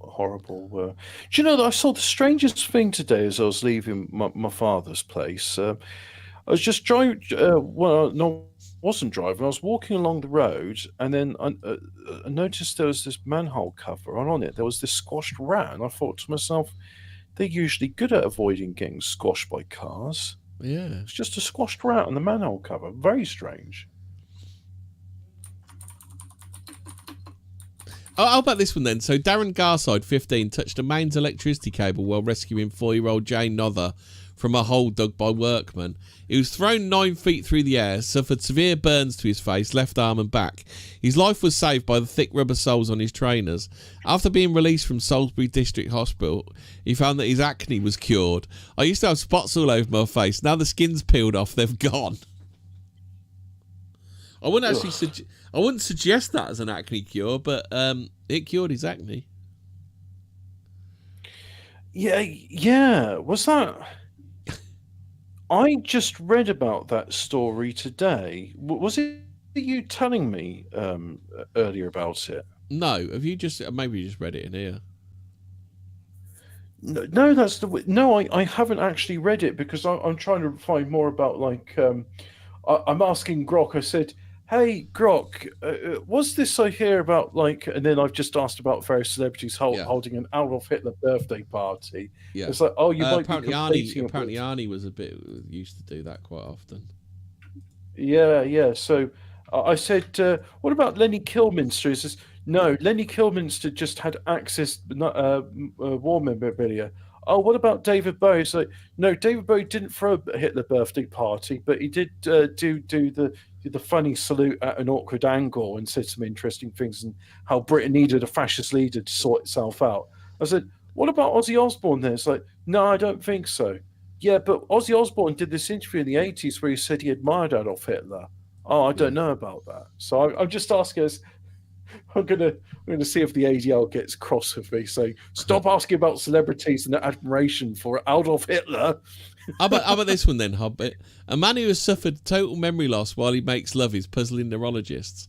The 64-year-old. I have read this. Oh, have you read this? Where are you reading this from? Telegram here. I cut and pasted a load of bits out of the magazine. Oh, that's where I read it from then. Yeah, because like, is this the 14 words telegram? Yeah, well, the one we're doing this from. Oh yeah, the well, super we don't secret. talk about the super secret bunker. The one whose initials may be J, M, M, and K. Yeah. So how about this one then? A man who suffered. So you've read this one then. Man who suffered total memory loss while he makes love is puzzling neurologists. Oh, the 64-year-old engineer. Go on then. Can I just the thing is, right? I won't go into the specifics of it, right? But I will just say, a number of men do suffer this condition. A number Really? of men. Yes. Read on. Go on, do some grokking then. Do some grokking and come up with this. No. If you read on, it'll actually explain about how a number of men suffer this condition. Yeah. So what we do, so he'd repeatedly ask after the. Is this during or after? It doesn't say. You've missed an important bit out. Go back to the beginning again. Okay, a man who suffered total memory loss while he makes love is puzzling neurologists. The 64-year-old engineer will repeatedly ask his wife, "What are we doing? What time of year is it? What time of day is it?"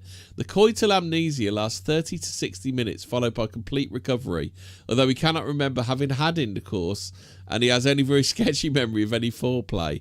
At no time was he unable to recognise his wife, although other sufferers from the condition have forgotten their lovers' names in the heat of passion. As I said, it's a common ailment. Are you going to expand on that, Hobbit? Is there some personal? No, I've never called out someone's name in the throes of passion that may or may not have been related to the person I was engaged in Congress with. Oh dear. So I believe that is what the Americans would call an awkward boner. Yeah. Do you want to do the strange deaths, Hobbit? No. In a bit, right? I just explain this to now for our English listeners, right? The Americans, rather than saying faux pas because they see using French as a bit gauche, they'll say when someone has committed a faux pas, they have done an awkward boner. Yeah. And if you call out the wrong person's name, because a boner also means like bad joke or something, doesn't it?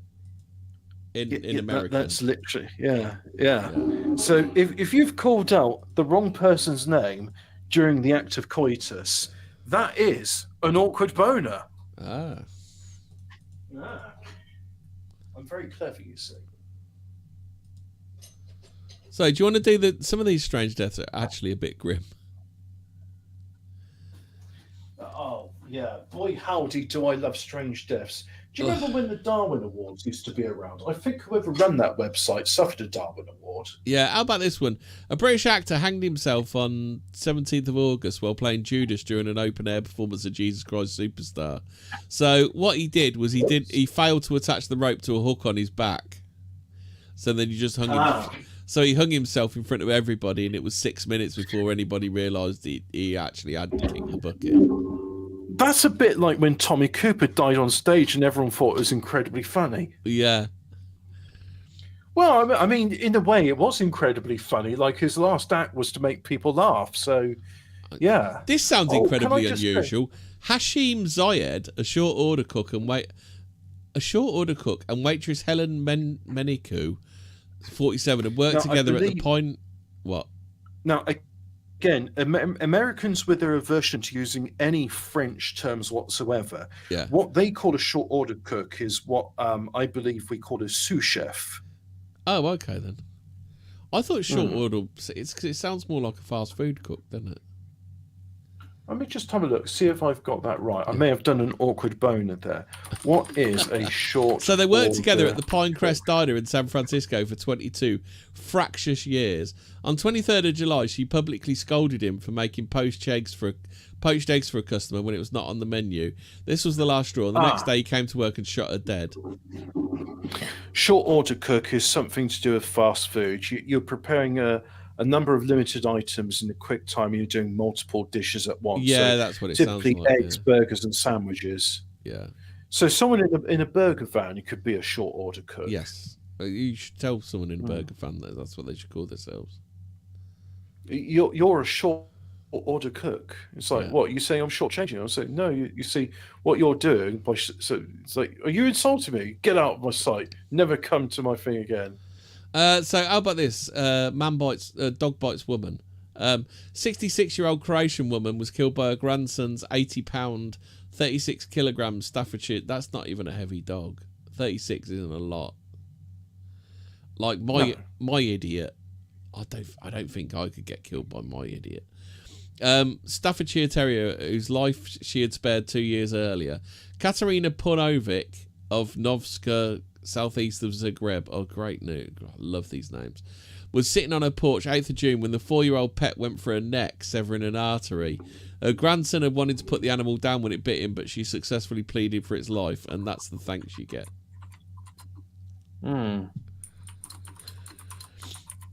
So that's that. Are we all done? We haven't done any unexplained histories, have we?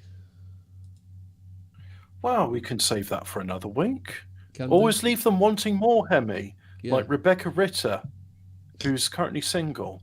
Rebecca Ritter, if you are listening, I know you Big are. fan of the show. Get in touch. Big fan of the show. Imagine. Oh yeah, I mean, she's often said, you know, on the Neighbours Reunion tour, she says, well, what I do in my spare time is I look forward to listening to Fortean Words podcast on Thursday night, especially 7 that Hobbit, p.m. GMT. Especially that Hobbit, because he has a sexy, velvety voice. Oh yeah, Hobbit's definitely got a voice for radio. Yeah.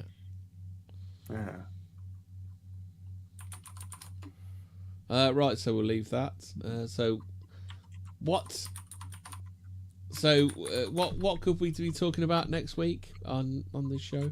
Prehistoric lead exposure may have shaped our species' evolution. US Supreme Court rejects Alex Jones' bid to overturn 1.5 billion case. Calls mount for UK to pardon women who were hanged for bewitchment. They might have actually been witches, though, so how do we know? In 1927, a radio experiment tried to prove that telepathy exists. All this and more we might do next week. Well, telephone telepathy is a thing, and it's not just telephones. I know, like, prior to getting a text message or someone ringing me up, I'll start thinking about them, and a few minutes afterwards, it'll be like, oh, they're calling me. Or we could also do, my wife turns into a snake at night, man claims in bizarre domestic dispute. And also, a volcano in Iran has come back to life after 700,000 years. You joke about that, right? But recently in BBC Pigeon, it was talking about the cat people of Nigeria and how they turn into cats. Oh, did you find the story?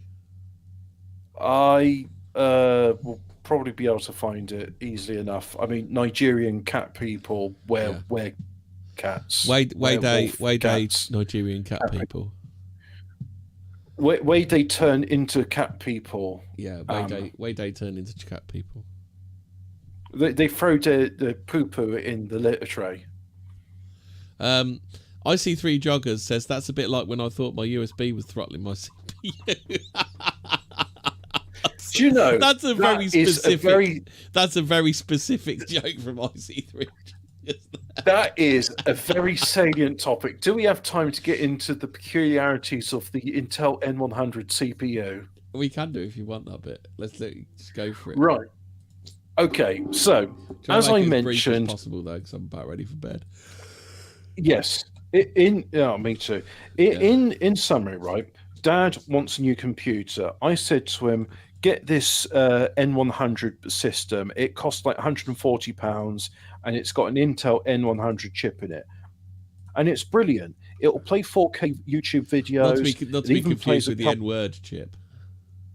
Yeah, it even plays like a couple of games. Like I was running Portal and City Skylines on it.